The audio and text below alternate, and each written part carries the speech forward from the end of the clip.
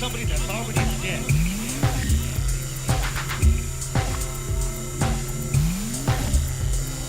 How are we gonna kill somebody that's already dead?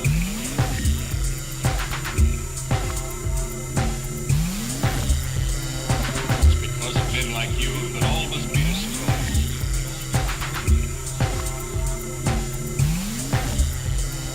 It's because of men like you that all must be destroyed.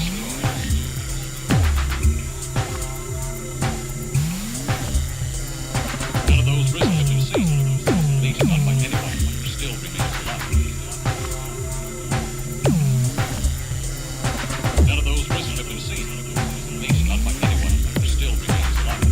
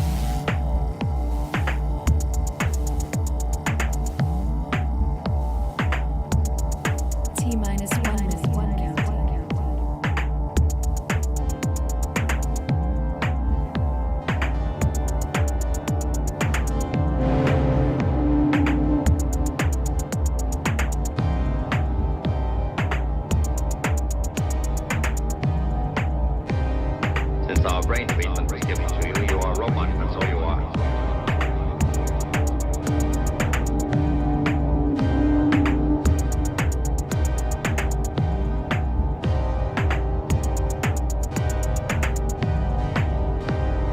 Better not change your mind. You just better not.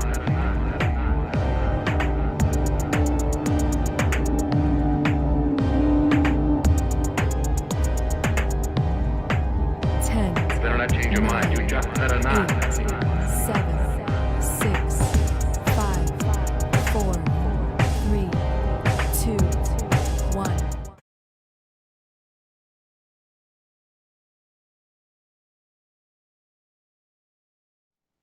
Oh, hi. Welcome to another exciting episode of Tangents, where we go off the rails about every 5 minutes about something and make you listen to us until you decide to turn us off, which might be a good idea at any given moment, starting now. Hi, I'm Andrew. Next to me over here is, of course, Jeff, returning. For some reason, he wanted to come back on. Hello. And It was such a good time last time. I was like, hey, maybe if they don't throw me off, I'll just keep hanging out. You're bored, aren't you? You're bored in your life. This is it. This is your life now, isn't it? So bored. It's all I have to look forward to. Below me is Justin, who keeps coming back as well. Justin, what bone did you break this week? Oh, actually, no major injuries this week. I might even be on the mend. What? That's I awesome. know. Good job. I'm so glad.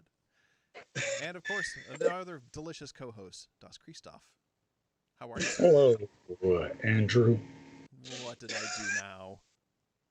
Nothing. That's the beauty of it. Fair enough. So yeah, this is the show that we hang out and we talk about gear news and make comments about those things and make sure that we never get sponsorship outside of this basement ever. As a matter of fact, Ick Studios is even sponsoring us this week. We have no giveaways or anything like that because I'm mad at me right now. No, actually, just because I didn't have time to set anything up because it's been a busy week. I got my second vaccination today, so that's cool. So Hooray! let's see if I can survive this show without wanting to die. So far so good. I'm feeling all right. What time did you get it? I got it at 10 a.m. So I don't know what Christoph's experience was. I know you've had the second one. I don't know if you've had yours, Justin. Mine, the doctor was like, in about 12 hours, if you're going to have side effects, you're going to have side effects. My side effects set in after 11 hours and 56 minutes. Okay. My wife's side effects set in after 11 hours and 52 minutes about. And it was so dead on the money. And then I just dead. I was just dead. But Christoph, yours wasn't too bad, right? No, because I don't have an immune system, so it had no effect on me. Perfect. There you go. Okay, so I have 58 minutes until the side effects are going to hit. It's all meltdown. Yeah, exactly. So I'm going to grab on tight and hope to God that if you see me suddenly just like slob out or my intestines shoot out of my face, we know what's going on. I think actually that's not a known side effect of the virus, but you might need to finish the second half of the show from underneath your desk. That's cool. Yeah. I can do that. I mean, if you spontaneously become a 5G antenna, there's really nothing we can do for you. Well, except maybe make good phone calls next time you're over. Absolutely. Use me. Until some English robot soccer hooligans come along and kick you right off. Right. So what's everyone up to this week? Jeff, what's new? I bought 521 miles of snake cables to recable my studio. It was the worst. I don't recommend it at all. This is why you came back on the show, just to get away from that. It is actually that. I have these. If I had a camera that would point at things, I would point it at things. But I have 3 boxes from my good friends at Sweetwater who, hey, good friends at Sweetwater, if you want to sponsor anything, like you have all of my money, you might as well send me something. 3 giant boxes of this stuff arrived at my house today. So that was my week. Wow. Not exciting. The exciting life of producing your own music, right? And recording your own stuff in your house is just the fact that you get to lay cable and not in a way that equates pooping. Yeah. That's not what that means. Yeah. Oh, I'm gonna need something stronger than water if this is gonna keep up. That's why you gotta drink from a mug, because you never know what's really in it. Yeah, I'm super jealous of whatever there's drink in there. It looks pretty great. Delicious. You said it was a zombie? Oh, did we? A little bit of lag. Oh yeah. For some reason, Skype, whenever it lags out, it makes everybody tiny. Like on the screen, your screen keeps on, your size keeps changing. You're very See if I can make small. that absolute here real quick. So That's a side effect of the vaccine. I think I didn't see anything.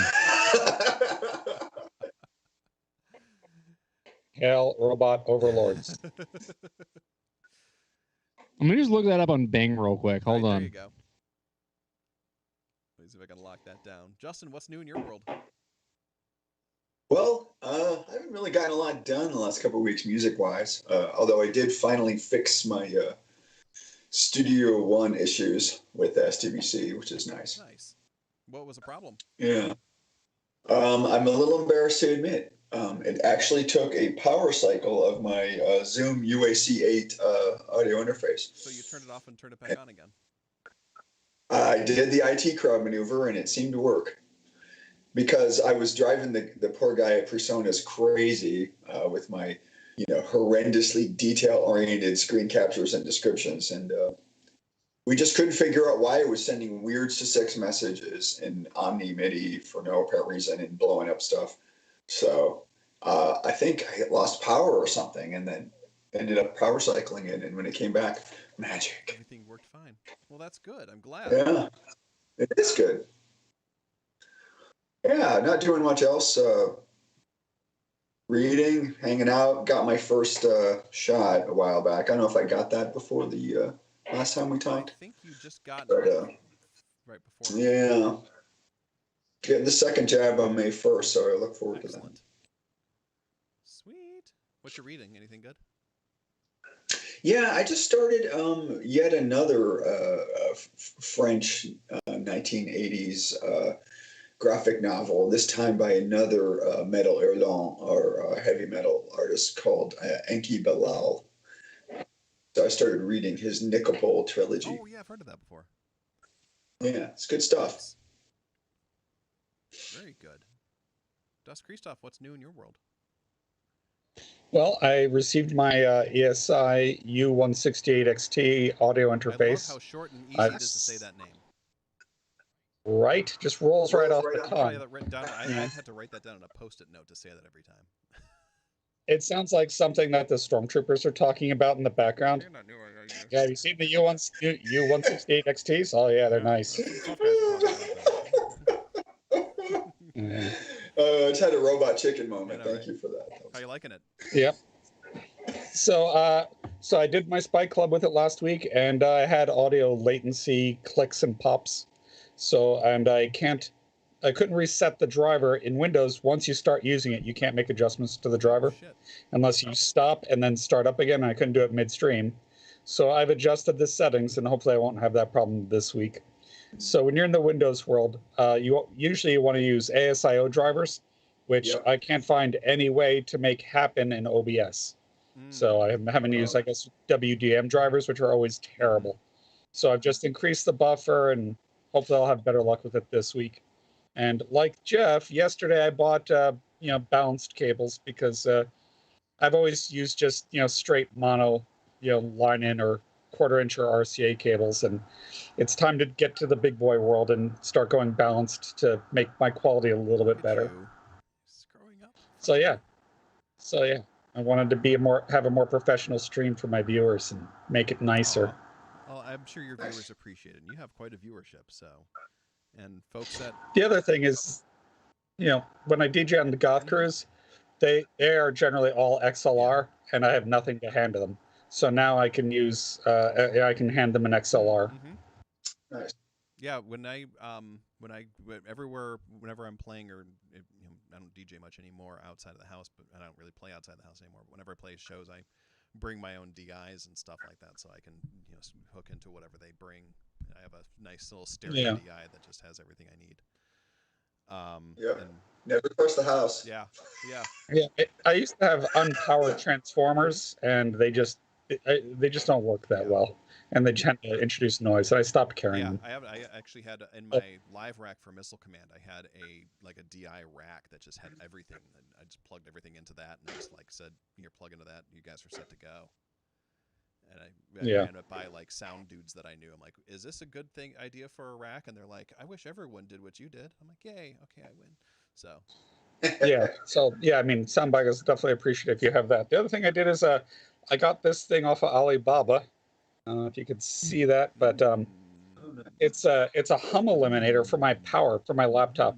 It's not a ground lift, but whatever it does, whenever I would put my power supply in, I would get all this ground noise, and it's not a hum, but noise, and this totally eliminated it. My noise floor went from 36 dB down to about -64. Wow. So this was $50 well spent, and you can get these in American stores for $90 to $100. Nice.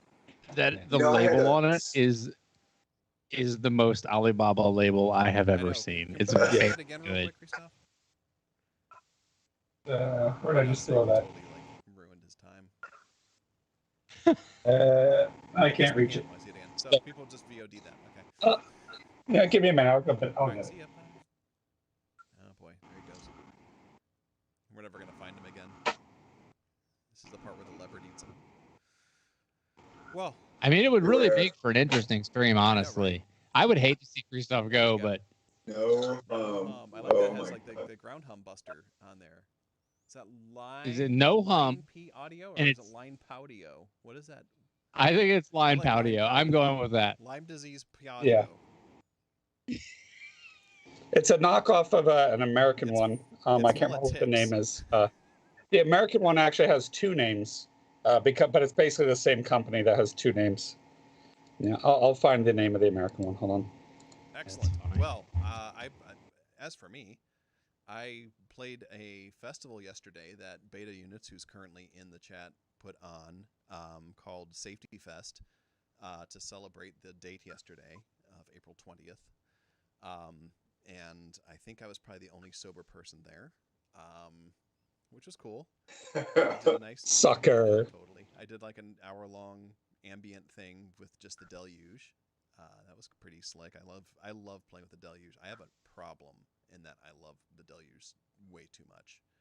I would literally, if someone said you have to get rid of everything with one piece of gear, I wouldn't even hesitate and just say, okay, I'm keeping the deluge. Oh man.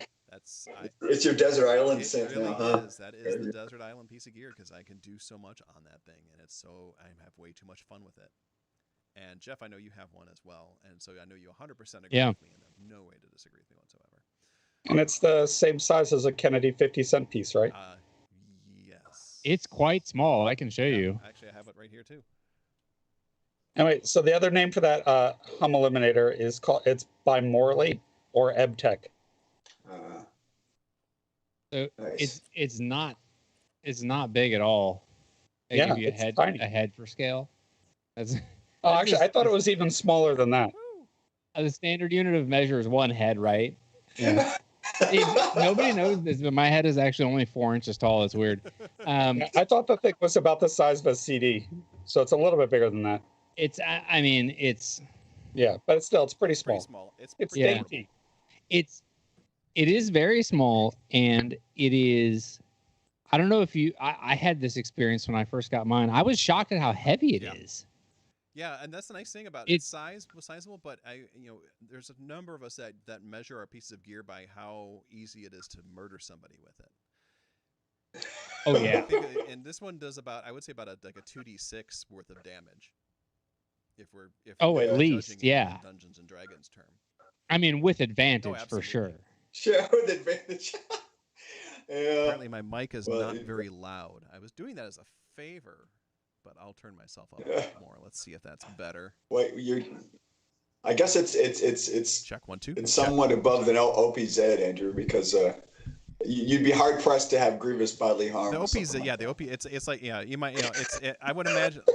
Beta units, let me know if the mic sounds better there. I think or the pocket operators are kind of like the ninja stars. You know, they don't really kill you. Oh but, yeah, the pocket operator. Yeah. But yeah. That would be great. I really want a superhero based on all the teenage engineering stuff.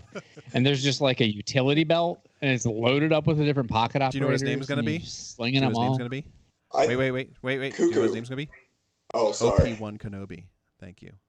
Oh, that's great. I think Cuckoo should play that character because I think that. Oh yeah, Cuckoo should definitely. He actually is Yeah, that he character. Really is. He is that character. Yeah.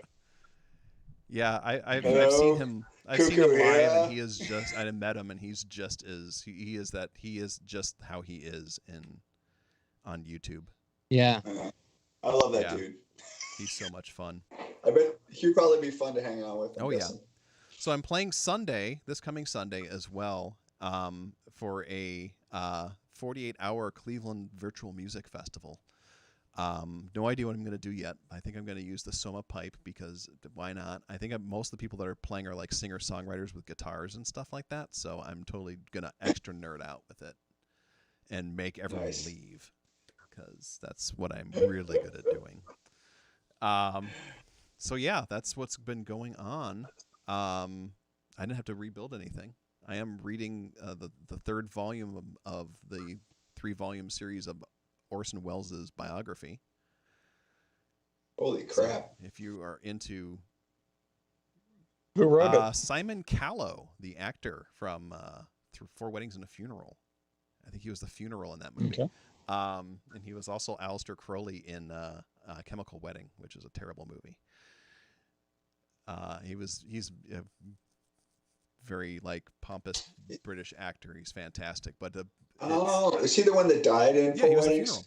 You said Yeah, funeral. he was a funeral. Right. He's the one running around in the kilt saying "Brigadoon." Yep, That guy. that guy. But he writes these really amazingly huge. He did a whole like 4-volume book on Wagner and Dickens and that kind of stuff. And so he's doing this on Orson Welles right now, and it's just mind blowing how much information this guy has put together. So if you're a fan, Yeah. One thing about Orson Welles is he's kind of the sting of his time in that I know he highly embellished his own biography over and over. And so this guy he spent years like interviewing other people and who were there kind of thing and getting the information and not going to Peter Bogdanovich because Peter Bogdanovich just listened to everything that Orson Welles said and took it for rote.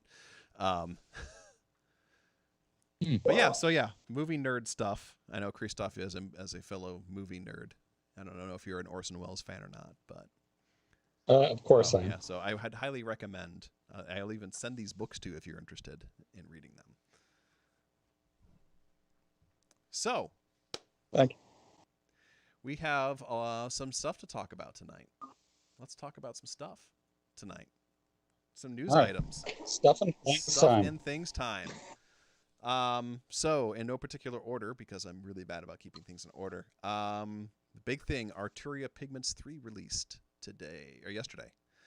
We were worried that there wasn't going to be much news because things have been kind of quiet, and then yesterday a bunch of shit happened. So good. Thanks for having a bunch of shit happen and making us race to get the information together. So Justin, you have Pigments 3, yes? I do. I just started playing with it yesterday.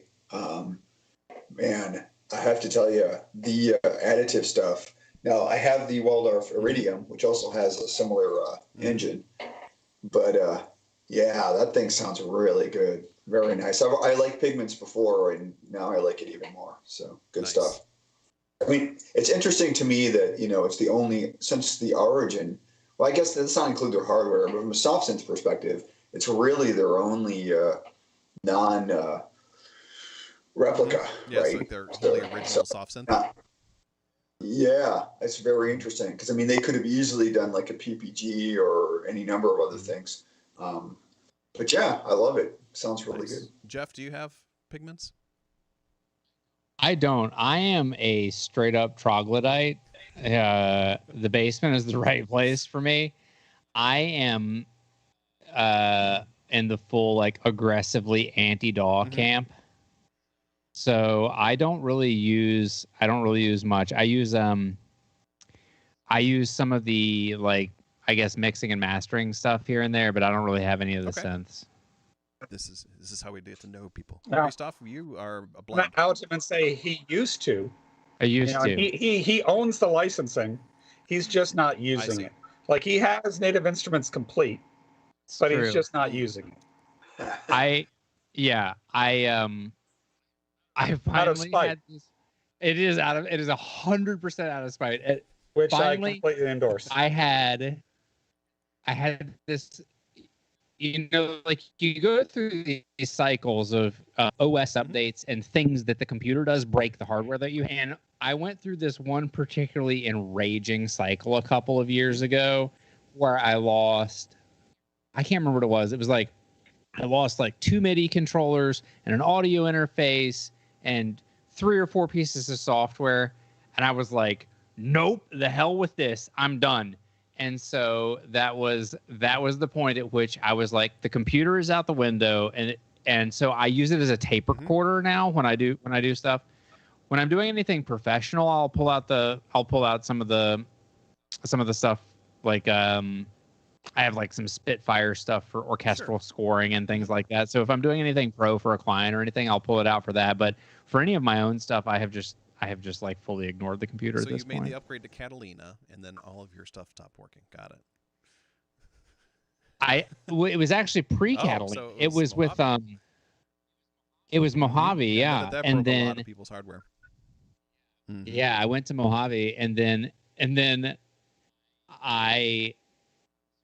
so at Mojave I went to like fully hardware based, and then I did upgrade at one point to Catalina, and I rolled back very quickly because I realized that literally Logic and Ableton worked, and that was it. Nothing else I had worked, and I just had like whatever was built in, and everything else that I had broke because I'm on like older versions of things. For full disclosure, my day job is a Macintosh business consultant, so I'm very familiar with a lot of these issues and stuff like that. Nice. So. Yeah. No, I understand. I mean, to me, like I feel you. I mean, I've switched DAWs, and again, I mostly use it although I'm using it for sequencing. I would say that the way I view plugins is a lot less important. Like, I don't want to rely on them anymore. Yeah. I kind of consider them as toys, and if they go away, then so be it. Now, Christoph, do you have Pigments? I do not have Pigments. I did play with the demo last year, but I have it, and I've got it version 1. I upgraded to version 2. I have version 3 as of about 2 hours ago, and I've never used it once. And this is my biggest problem with so many plugins is I don't have a whole lot of plugins because I do this shit where it's like, that looks so cool, and then I never fucking touch it. Like I have. That's exactly why I don't like have I it. have Pigments, and I have what's that one that like all the kids like to use? Serum. And I spent like $300 on Serum. I've never fucking used it. And you bought a new hard drive to put it on. It's only 72 terabytes. Well, I'll tell you what though, there is one plugin that I will go back and use over and over again, and that's Omnisphere. Omnisphere is cool. I had Omnisphere. Hilariously, the plugin that I miss, like the only plugin that I miss, is a totally free plugin. It's called Synth One. It hasn't been updated since 1971, and it was in beta in 1971. It doesn't work on anything. Is that a Zill's Lab? Is that Zill's Lab? No. It's a dude. There's a few Synth ones, and this isn't that. So. I think it's by. I think his name is VST that has 20,000 presets. It's 32-bit only. And it's very good. It's based on the Nord lead. Yeah. Oh, cool. And I think his name is Ichiro Toda. I may be mispronouncing it, and I may have some of the letters incorrect in there, but I believe it's Ichiro Toda. And it's very good. It's very easy to use. And I make a lot of sort of synth wavy stuff. And for those 80s basses and leads and that like Italo bass ARP type stuff, it is very good. Yeah, I'm such an Omnisphere whore. Like the last RPM challenge, I end up just using that for everything. I didn't touch I used my dig attack once just to like program a quick drum beat, but otherwise everything was Omnisphere. And I just have way too much fun with that thing, and that's why I step away from the DAW after I'm done with the RPM challenge, because otherwise I would just do like, I'm gonna do another stream about Omnisphere, and everyone's gonna be like, dude, shut the fuck up. Instead, I just do stream after stream after stream about the fucking deluge. Mm-hmm. Yeah. Perfect. What's cool Well, about you're in good company for the Omnisphere. Newman, his tracks are almost entirely Omnisphere and Access. Yeah, and you can tell. It sounds like it Yep. has that sound. Yeah, and every once in a while he'll find a track that's named after a sound that's named after him, and he'll Instagram it. Yeah. What's that, Justin? No, so when you do Crack It Open, check it out. One thing I have noticed is if you think about the fact that they're doing emulations of other things, they've done something kind of cool, which is found ways to augment that. They've been doing that for a long time, where you have little sort of new windows that pop up, or a better access to the mod matrix you might not have in the original. So, I mean, I know a lot of people, and I'm not immune to this because I do love vintage stuff, that it's cool to see the old interface or whatever. And we'll talk about that today with the 85 or the 84, because that thing is definitely that. But the Pigments is cool because it's like they designed that workflow kind of on their own, and it doesn't necessarily follow the left to right model. And it's kind of fun. It's kind of cool. And it's kind of eye candy, in my opinion. So it is a beautiful looking synth. I've never had to really use additive synthesis. I've played with the Imposter. I've made a couple sounds. There's an additive synth in Caustic, but I've just never really explored how to use it. I only played with it on a Kawai synth from like the late 90s. I can't remember. The K5000? K5000. Yeah. And that was just weird. Yeah, but for hardware additive, probably the best one that's been put out. But also makes you feel like a complete moron. Yeah, because I don't know how to use it. Exactly. It's like I understand the theory, but it's like, I know there's tricks for using even and odd harmonics to get our traditional waveforms. Yeah, my friend Tony just got a K5000. And he was just like he was very much a synth nerd, and he was like, this thing makes me feel like an idiot. I'm like, yeah, it does. That's actually why I tried to start learning FM programming, because it makes me feel like an idiot because it's really difficult. It is. Absolutely. So I figured if I could learn this, then that'll be a real skill to have. That's how I feel about the Op6. I start doing things with it, and I realize I have no idea what I'm doing, and then I just turn the knob and go dee-doo-doo-doo-doo-doo-doo-doo. And you find the one you're like no, too far, dee, and then it works. And you're like, I have no. What happened here? I don't know, but and it's good, and you just roll with it. I think that's the best impersonation of an FM synthesizer I've heard, at least in the past 27 hours. It really is how I feel like when I'm using it, though, because you're just like stepping through those harmonics when you're turning the knobs on it. I don't know. It's very fun. It's a good synth to play with. I like that they made FM more exploratory. And, yes, it's very interesting to me with that one, because I don't know, with the what is it called, FM8 in Native Instruments, or the DX7, or what's that the one that's the common VST, that's the DexEd. Oh yeah. DXED. Yeah. It actually plays patches from the DX7. Yeah. But when I'm trying to like edit something in any of those, I'm like, well, let me get my abacus out here and see what's going on. And with this thing, it's very fun, because I have this experience with it that is sort of like, you actually don't know what you're going to get out, or I don't know. I mean, I'm sure there are lots of people who know what they're going to get out. I don't know what I'm going to get out of it. So I just go like cranking knobs and twisting the faders on it, and stuff comes out, and it's always very surprising in a fun way. Program synths, period. Oh yeah. Like I don't even know what sound I want. Well, this one sounds 20% less like a fart than the last one I did. That's good enough. Well, yeah, with FM it helps if you know some certain like ratios and more of the theory, because most of what you make is just crap Oh, with yeah. FM, and so it's like really narrow windows of what actually Right. works.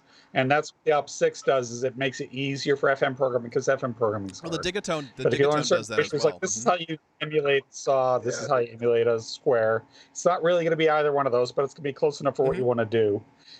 But you without that memorization and knowing what you're doing, FM programming is just a nightmare of difficulty. Oh, yeah. That's why the originally the DX7 came with a little dude that programmed it for you, I think. Yeah. And let me be clear, friends at home. If you want an Op6, by God, you can sure make it sound like a trash can real fast. I have had no trouble making my Op6 sound absolutely like a trash can, and you can too. And for those that don't have an FM synth, you can buy Dominic Clark's new plugin, which is literally a representation of a garbage can to make things sound like garbage cans. I like it. He was just talking about that on Sonic State today. So, Oh, I didn't catch it. oh today. my God! I think this is okay. So we're not the only ones worried about slow news week. Toward the end of Sonic State today, they all got out like horns and kazoos and stuff, and we're playing with them. Wow. Yeah. So slow news week indeed. Maybe it's just the future. The horns and the kazoos of the future. Maybe they've got an FM Maybe kazoo. I do have a kazoo with a contact mic on it. Isn't that the Soma pipe? You would think so. It kind of works the same way, only with an effects, Andrew, effects who's that? engine at the end of it. Who was that artist at Moogfest that had the contact mics all over his body? Was that at Moogfest, or was that at the No, Oberlin? that was There was the dude that was at Oberlin College when we went to the music fest, electronic music thing there. This is the guy that's got the servos and all the crazy Yeah, shit. that's the guy who was at Oberlin. Oh. And he's like that sound right now is either one of my things shorting or I'm having a stroke. I'm not sure which. No, this is the guy that sounds like death metal, but it's all like synths and that's stuff. Author and Punisher. Sure. Yeah. Yeah, he's great. Yeah. Yes. And like at Moogfest, he did a master class where he went through all of his gear and talked about how he built it and everything like that, and it was pretty cool. And He's very impressive, I think, with his machining. I don't remember what's his professional background. He's some kind of a mechanical engineer or works in he's a some science. microbiologist. That's what it is. Yeah. He worked with some guys. Was it University of Virginia? He worked with engineers to design all his gear. So I think he sketches out ideas and then they help. I think that's what he said, that they help him put it together. That was fun. Next news item: Motu released a new ultralight, which, you know, say what you will, I use Motu audio interfaces. That's all my stuff I have, and my first one was the original ultralight, and it's fantastic. I still use it. It has a FireWire 400 port on it, and it's hanging off of my Mac Pro with like 3 different adapters, but it still works. And it's these little guys. They're small. They're great for, like, you know, playing mobile shows and stuff like that. The new ones are USB-C based. Has loopback built into it, which is lovely. Not a lot of things have that. 8 inputs, 8 outputs, ADAT, Toslink, all that stuff. And the price on these things is about $800. So do you think they're competing with like the audio fuses of the world here? Or? I think so. And I often wonder for the desktop things. I mean, I'm an old guy, so I'm still using, you know, standard rack mounts. Mm-hmm. But it seems like a lot of this stuff is this desktop stuff. It's kind of interesting to me. Like, well, the Motu thing, generally most of their stuff they come with rack ears, so you can rack it together with like a MIDI interface, and it gives you a full rack. That's what I generally do. I like Motu for the most part. I like the standaloneness of these things, that you can take it and you can program it how you want to, and then you can just like bring it with you everywhere you go. I got this thing because I needed something like that for when I was playing a Missile Command. We needed that portable audio interface. I think the next audio interface I'm going to get is probably going to be a PreSonus, because I'm using that for streaming. I'm using a 68C, and I love this thing because I don't have to think about it at all. Yeah, Motu stuff that sometimes gets a 8-channel little one weird. is very attractive to me. Yeah. Because of my setup, I need the inputs to be on the front. The Quantum one that has the 30 inputs is one that was very impressive to me. I want to get that eventually. Yeah, for sure. But yeah, Jeff, what do you? I know you don't use a DAW anymore. But so when you're using your reel to reel, when you're using your wax cylinder, do you use an audio interface before that, or? Yeah, so I have the most wackadoo setup. So basically, I have one of Korg did these really cool interfaces that are on mixers, I guess, that are mixer/interface with John Mackey a while ago, and so I have a Korg MW2408, I think it is. So it's a 24-in mixer, and it's got a 2-channel audio, but it's also got this sort of 8, I think they call them like submix outs. So essentially I have 4 stereo or 8 mono outs that I run into a Focusrite 18i8. Okay. And that goes into the computer. So when I want to do multi-channel recording into the computer, I do that. But I have 2 48-point patch bays. My setup is like, it's literally run through an Excel sheet at this point. So it's a whole bunch of instruments that go into patch bays, and then the patch bays sort of take it up into the mixer, and then the mixer either distributes into computer, digital Porta-Studio, or tape Porta-Studio, and then it gets kind of routed around from there. Yeah, I have 2 48-port patch bays that I use, and then those just go into from there into whatever channels I need to into my interfaces. Yep. I had a, what was it, a Tascam Model 24 mixer, which is a 24-in 24-out USB interface, and it's such a cool idea. Like the idea of that thing is so good, but the execution of it was so bad. The crosstalk among the channels was just absolutely ludicrous. And so I wound up having to take it back. But that was what I was hoping to be able to do, because that feels like such a great way to be able to handle either with a DAW or without, or live or recording or everything else. And then, yeah, it was a real bummer. So instead, I just routed it from here to Texas and back with a bunch of hose of snakes. Thanks, Sweetwater. Jeff Studio, brought to you by Sweetwater. I think that's all of our studios. Yeah, all of us. Oh my gosh. Yeah, my dude at Sweetwater, Greg, who is great. I want to say, who is great. He has been super helpful for the long time I've been buying from him. Greg just bought a Prophet 10. And I'm like, I bought a Prophet 10 for Greg. That feels great. It's just like with my commission to him, like that's how it felt. It's like, oh, I'm watching my baby grow up. He got a Prophet 10. I paid for that. I think my Sweetwater rep just fucking hates me anymore, because he'll be. I would just send him stuff. He would email me and he'd be like, "Hey, this thing's coming out." I'm like, "Yeah, dude, I'm at Moogfest. I'm playing with it right now." And after a while, I'm like, "Dude, just stop sending me that, because I'm probably already playing with that." And then it's like, and then I'm like, and if you ever send me another physical catalog again, I'm gonna disown you. Because it's just like, why do you send me this stuff? Physical catalogs are a bit much. Yeah, exactly.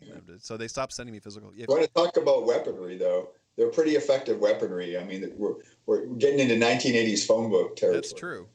Yeah. And then if somebody breaks into your house and you're like, hold on, you've broken into my house, let me tell you about some synths. Yeah. And they're like, oh God, no, I gotta run. Yeah, right. It's just the wrong address. Sorry, this is my mistake. And they just run out the front door, and that's your home defense this system. This is gonna end in tears. That's the. That's like have you heard about our Lord and Savior synthesizers? Right. Yeah. I have the good news. That's the classic Monty Python skit with the encyclopedia salesman. Yep. Yeah. Who's here? Yeah. Oh, I'm here to rob you. Oh, come on in. Now, Justin, what audio interface are you running? Me, I use the aforementioned Zoom UAC8. Yes. Zoom, kind of a weird company. I know they make field recorders and a lot of weird stuff. They also make guitar pedals, which I happen to own a couple of. I mean, they're kind of considered low rent in some ways, but I like them because they fit the form factor and they actually have pretty decent preamps. And they can, you know, they've got the 1/4-inch XLR multi jacks. And yeah, other than that weird issue I had recently, it's proved pretty good to me. It's been good to me. Zoom is super good. I've had an H4n, like an OG H4n for like 10 or 12 years, and I have used the hell out of it. And it's still just like hanging in there, doing its thing. Yeah, they're very versatile in their utility, which I think is fantastic about those. Christoph, you have the aforementioned ridiculously smooth to come off the tongue audio interface that I can't even remember what it's called. The ESI U168XT. But I could break it down. It's the 16 is for 16 inputs, 8 is for 8 outputs. And everything else is just icing on the cake. So, yeah. So I know I'm becoming very pop culture tonight, but it's just like the IT crowd when they changed 999 to the long number 874. The new emergency phone number. Yeah. Yep. So I've cracked the code on that, and this is yet another audio interface, and maybe it'll work for 6 months. I don't know. I have a long history and a stack of dead equipment that no longer works due to operating system updates, and so what I will say is the ESI is much cheaper than the Motu, yes. But what Motu's advantage is like they're still in the market. That company's been around a long time, and they keep putting out driver updates. So my Echo Gina, no more driver updates, no more Echo Gina. And my M Audio Quattros, which I had 2 of, no driver updates, no more M Audio Quattros. So, hopefully this thing will work for a while because it was really expensive. Yeah, but for another 5 years. And less expensive than the M Audio, than the Motu. Yeah. But that Motu will probably work longer. Yeah. And of course, ESI being a Frenchy company, then probably a small company, who knows how long it's going to be around. Yeah, like I said, once they go under, no more driver updates, and it's done. So nobody offers any kind of driver guarantee. I've had my Travel Light, or Ultralight rather, since 2007. Yeah. And I'm still using it. I mean, it's going to get to the point where it's going to be old enough to drink soon. Yeah, the only equipment that I have that still works has a MIDI interface and a real power cord, and an audio out. So anything that requires a USB port doesn't work. Wow. Mm-hmm. So really, anything that touches the computer, this is back to Jeff's earlier comment, right? Anything that touches the computer requires drivers or interface. Yep. You're renting it. You don't own it. It's just a matter of time before you can't use it anymore. Beta Units Online asks, hey, we've been mentioning Zoom products. Do any of you know anything good or bad firsthand about the Zoom LiveTrack L20 digital mixer? Funny you ask.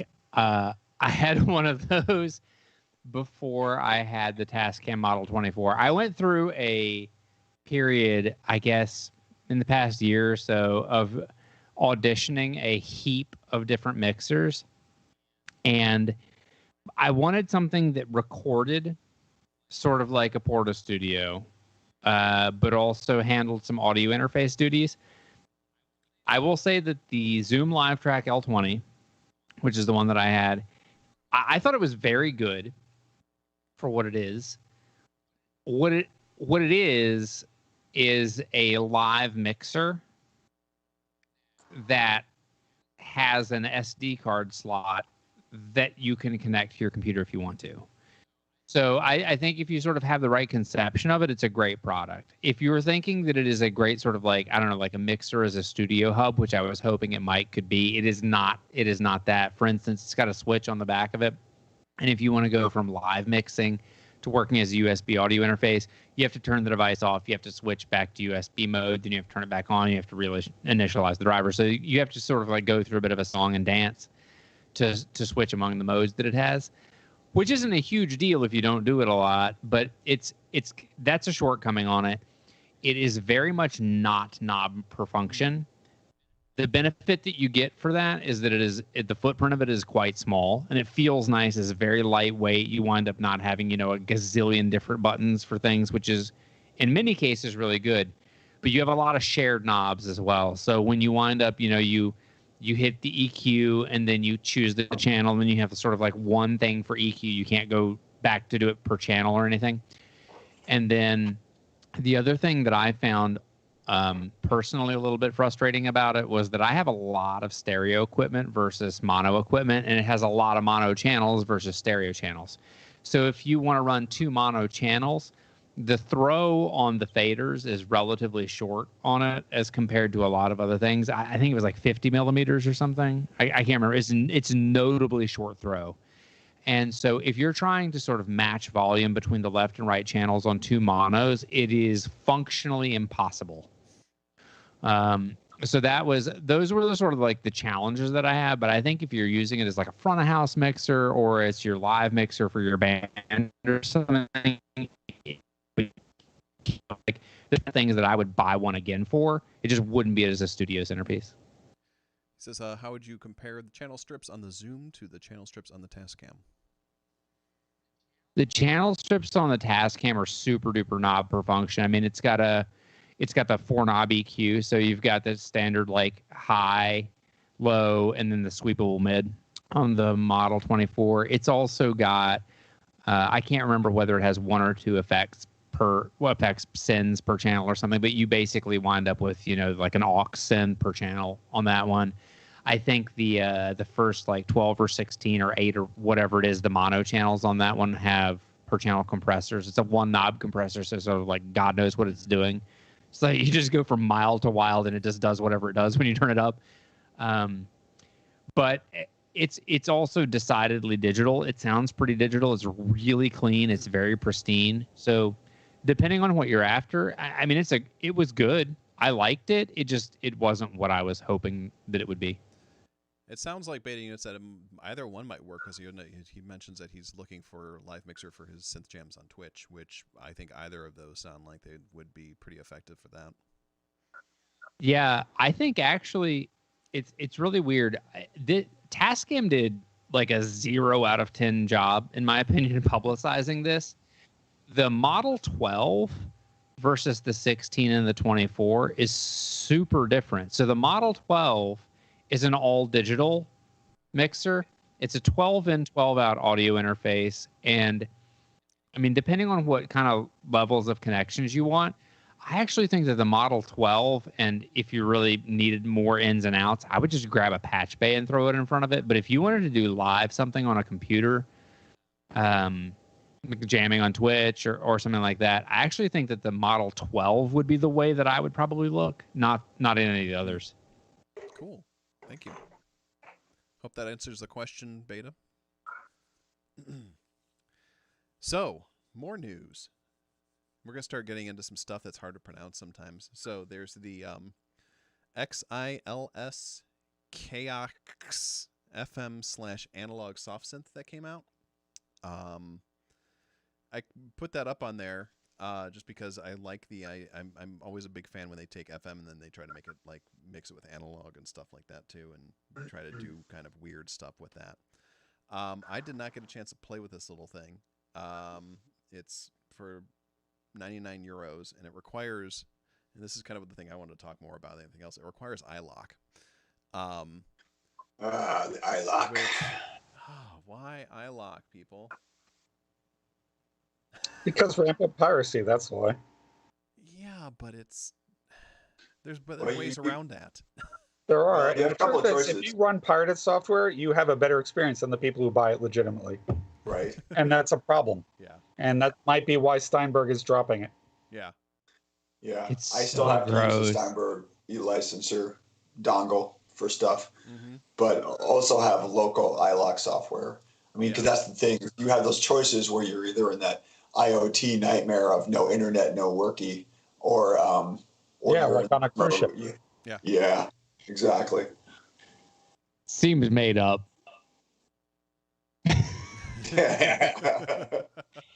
iLok is so goofy. it just wants to pretend that there's this world in which everybody is still operating in 2004 with 261 USB plugs on the back of their computer, and that nobody's heard of a Mac, and you've got like dongles on dongles on dongles, like, I don't know, like Ural the Turtle and the Nine Turtle stack, like just dongles all the way down. And I don't know, like with some of the stuff that I've seen lately, I don't even know how they think that people are going to use it. Yeah, it's wild. I can't. The only downside to PSP AudioWare stuff is that it's iLok based, and I love PSP AudioWare's stuff. Yeah, but at least with that, you could do it in an entirely software-based way. Yeah. But I have some PSP stuff, and I have to reauthorize it kind of frequently, and I don't know why. Yeah, same. Yeah, Waldorf stuff's the same way. Mm-hmm. They use the Steinberg licensure. And by the way, it only comes up when I'm in the middle of doing something live. Of course. Of course. Yeah, because fuck you, that's why. Yeah. Yeah, that's just irritating. But yeah, I mean, it's the synth sounds good from what I was watching and everything like that. It looks like it's a cool thing, but I really kind of wanted to put that on there just so I can bitch about iLok for a hot minute. I'd say I think it's pronounced Zills. I could be wrong, but because I have Zills Labs Polyam, and what I was confusing earlier instead of Synth 1 was they make something called the Syn X2, which is also like a real slim sort of virtual analog thing. But the Polyam is kind of like a Polymoog sort of clone. I used it a lot on compartments because it had really nice string sounds. And as you know, I have problems with string machines. Oh, yeah. Like, no, I understand. I have a fetish for sappy strings. Daddy like. Okay. How do y'all feel about this skeuomorphism that's going on this? I really want Zill's Lab Chaos to be one word, and I can't figure out how to say it yet. Yeah. I'm gonna get there. Chaos. Like wood on the computer and iLok. Yeah, I don't know. Skeuomorphism is, I don't know. I mean, I'm an Apple guy, so I'm gonna shake my fist at skeuomorphism. However, I love Reason so fucking much. Reason, though, takes it to such an extreme level that I actually think it kind of works. Yeah, like you turn around and you get the wires moving, and you can play with the screws on the goddamn things and stuff like that. Yeah, it's so far in that Reason's, it's almost sort of, it's not quite VR. It comes back out on the other side. That's how much deep into it is in the skeuomorphism. Yeah, it's trying to sort of recreate the whole thing for you, so you think about, like, it has an internally consistent logic almost, whereas this is just like, hey, it looks like wood. Yeah, I would say that you like can play with the Yuhi Repro 5 and the Repro 1. You can like take the panel off and screw around with the. Oh yeah, I remember showing me that. Which is very handy. Yes. Yeah. Because then you can invert your envelopes and stuff. Mm-hmm. Yeah. So yeah, it's really handy. Still, I mean, and it's visually pleasing the way they do it. Yeah. This is just like, here's the keyboard that has the wood stuff, and here's some knobs, but then right above it, it has like the crazy modern looking style, non-skeuomorphic stuff. So it's a bit schizophrenic looking. Yeah, when we get to talk about the new Juno emulation, that'll be interesting. Yeah. I mean, this would make more sense if it was like a classic string machine. Mm-hmm. But for an FM synth, it doesn't make much sense. Yeah. Unless that thing looked that way. Wasn't it based on something? It's based on something. Old Yamaha. Like, did the old Synclaviers have any wood? Yeah. Like the generation? Yeah, I don't know. They might. They might have had wooden keyboards, like the modular keyboards. Yeah. So I believe the Synclavier worked as like you had a rack and then you had a control surface and then a keyboard, but I don't think it looked like that, so I don't know. Yeah, it's just like it's one thing if it's wood, that almost looks baroque. That looks like something from like that. It's my harpsichord with FM, kind of thing. Yes, it's like well, they did it. My sine wave based sea shanty machine. Oh, sea shanties. No, the Polyam is like that, but you can just feel the leatherette on the front of it. So they've done something real simple. So, it's like I said, it sounds good. It's neat. I'm not really. I don't like the interface very much, and I'm really really picky when it comes to interfaces. So Yes. You know what? Who makes a really great stylistic interface? Homeboys. Yes. I would love to see Homeboys redo Yeah. this. yeah, I like the way they do things. Absolutely. All right, Novation Circuit Tracks. They updated the firmware on this thing, and now you have 1,966 second sampling, which is about 3 minutes, I think. No, it's more longer than that. But in doing so, now it's the original Novation Circuit is no longer getting firmware updates. It doesn't look like, so I guess that is now vintage, which is understandable because, you know, long-lived circuit, because that thing, they crammed so much in those firmware updates on the original circuit. It just blows my mind that those developers were able to find more space for the stuff that they had that thing do, considering where circuits started when they first came out to where it was before they released Circuit Tracks. They're like a completely different machine. And the fact that they were able to build this software firmware updates consistently and put in so many new features and not do any, not change like, the pricing or anything like that, is just kind of like really cool. This is one of the things I love about Novation, is how committed they kind of are to their customer base, where it's like, you bought this thing and we're going to support it for a long time, until we can't do anything and we have to put out something new that has more space so we can continue making stuff. So I think that was a little bit forward thinking on their end to be able to put out a platform where that was able to be upgraded as much as it was for, I think it was like 6 or 7 years that they were pushing updates out on this thing. Yeah, that thing's been out for a while. And I had one. I just sold my circuit recently, and it was a fun thing to play with.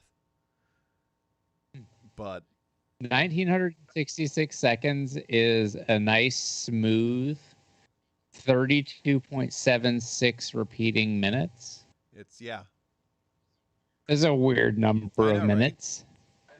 Like, I wonder what the thought. I wonder if the it's 196.6 seconds. Oh, Yeah, 196. I was reading it because I was reading the URL and it didn't have the Oh, yeah. JK, that's 3.276 minutes. Yeah. Even Right. smoother.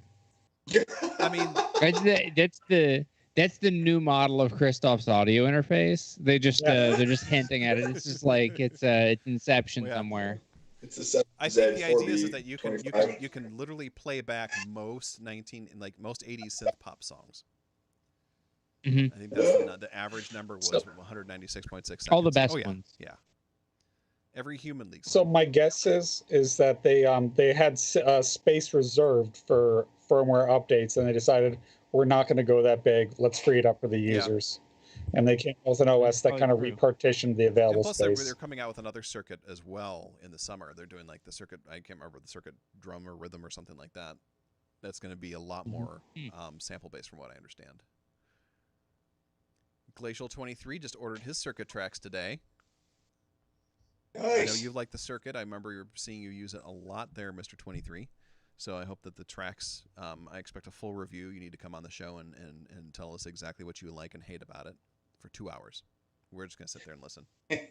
Thanks for doing that. Appreciate it. Yeah, tell Glacial that him and I at NobCon played on we played on the Behringer RD9 and its prototype. And what is it, like 3 years later, and they still haven't released it.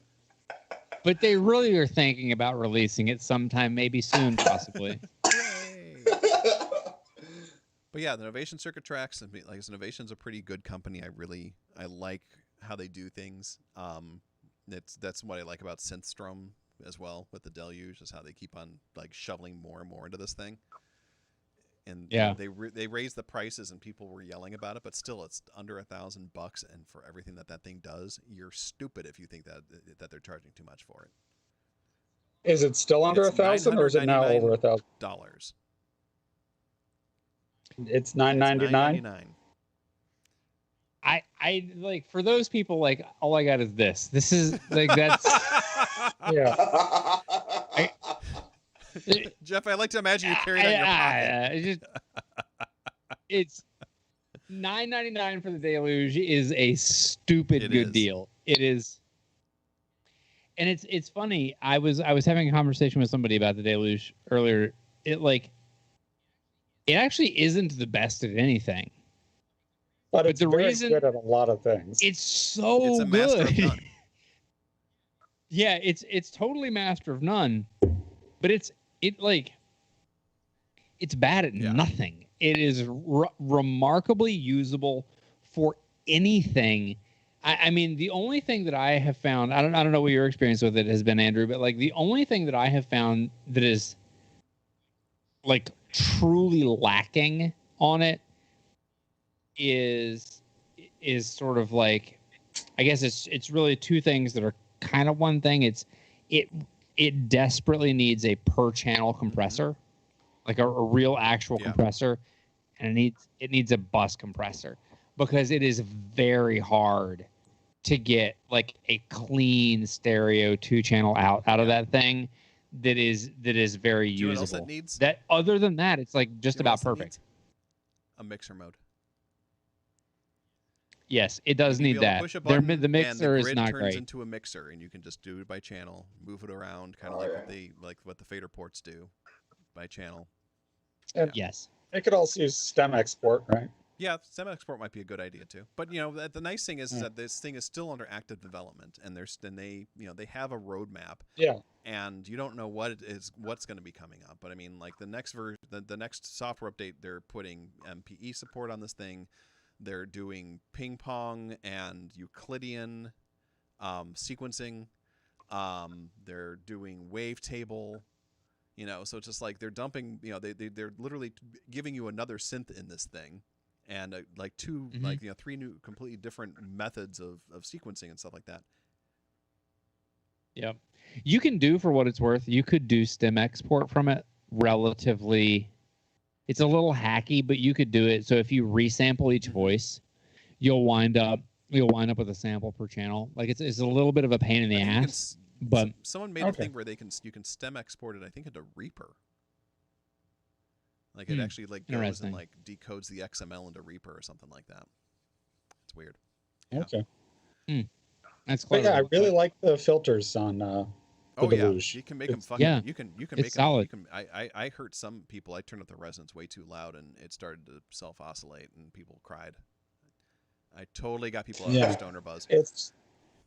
It's just a really musically pleasing filter. I was really impressed with it. Yeah. It's very good. I'm a fan. It's a fun It really device. is. And it runs on and It's 2-operator FM, right? yes. Yeah. It's very funny. I actually haven't done a lot. Like I've built a few things in the synth engine in it, but I haven't done a lot of that. Like mostly, it just wants you. I don't know. Like every device has its own way that it wants you to interact with it. It feels like like Justin, you were talking about earlier how there's this sort of I don't know, like left to right mode of working with a lot of synthesizers. The Deluge is just like, hey guys, come on, let's just like sequence some stuff. It'll be fun. and you just want to pick it up and you're like, look at these 16 notes I've got here. And it just invites you to come in and just think in these 16 bar phrases, or 16 note phrases. Which is kind of, I don't know, it's kind of funny, but it just, So it's like it your just New sucks you Zealand- in. It's your New Zealander stoner friend that wants you to get in the Jeep. Yeah, Come on, it's the like Jeep. opening up the trench coat. It's like, Yeah. But then after a while, after you play with it a little bit, then it opens up the other part of that, and then it shows that there's even more slots, and then you open it up and it keeps on going. It's like it's not just 16. yeah, It's not even just 16 steps. It's however much the CPU can hold, and then like the weird Kiwi's arms keep getting longer, and it gets kind of creepy. yes, And for the hardware world, it's also one of the most powerful samplers that's currently being Yeah. made. Or like outside of the MPCs, because you can sample directly with this unit, right? You don't have to just load samples. Yeah. So besides, like when the Kurzweil K27 comes out, that's it, and then the MPCs. But after that, yeah, it's 64 note polyphony on this sampler, right? I don't know if I don't know how many the notes are. They just say however much the CPU can handle. So it depends. Yeah, I think NPCs do as Yeah. well. it really depends on the sample that you, so like sample bit depth, sample length, all that sort of stuff. But yeah, yeah. Anyway, yeah, everything else in the hardware market now, because this is something I learned from researching for gear for Jeff, is that you can't get anything that will sample in. Like Roland and Yamaha, they have things that will play back samples, but nothing that you can record and the then sample Octatrack with. and the Digitact, those both sample. But but low polyphony. Yeah. Because he also has the 1010 black box, low polyphony. Oh, not anymore. Like, my drum programming usually, I'm usually 30 to 40 polyphony. Otherwise, you can hear the note stealing. And so all these samplers don't really do it, whereas the Deluge does. So I can endorse that just as a sampler. It's not an easy sampler to use, in my experience. Yeah. I think different people have like a different experience with it. I have an SP404XS, which is for sure like the bottom of all samplers. Is like just whatever is like on the bottom of the stack is what it is, and it is absolutely my. It's so fun. It sounds like such a trash can fire. It's really wonderful. It's like best kinds of terrible. Yeah. The 404 is pretty popular for that, though. I mean, a lot of folks. Well, it's iconic in the lo-fi movement, right? Yeah. So it's your go-to Flying Lotus machine if that's what you. Oh yeah. Yeah. It's also super good depending on like how you perform live. If I don't know, I feel like comfortable speaking for myself here.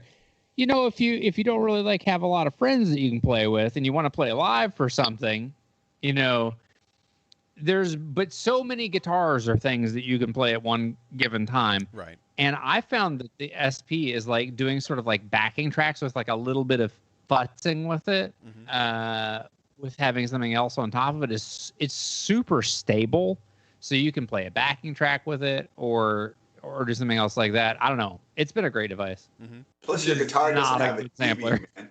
Your guitar doesn't have a D beam, which is what you need, man. There is Yes. that.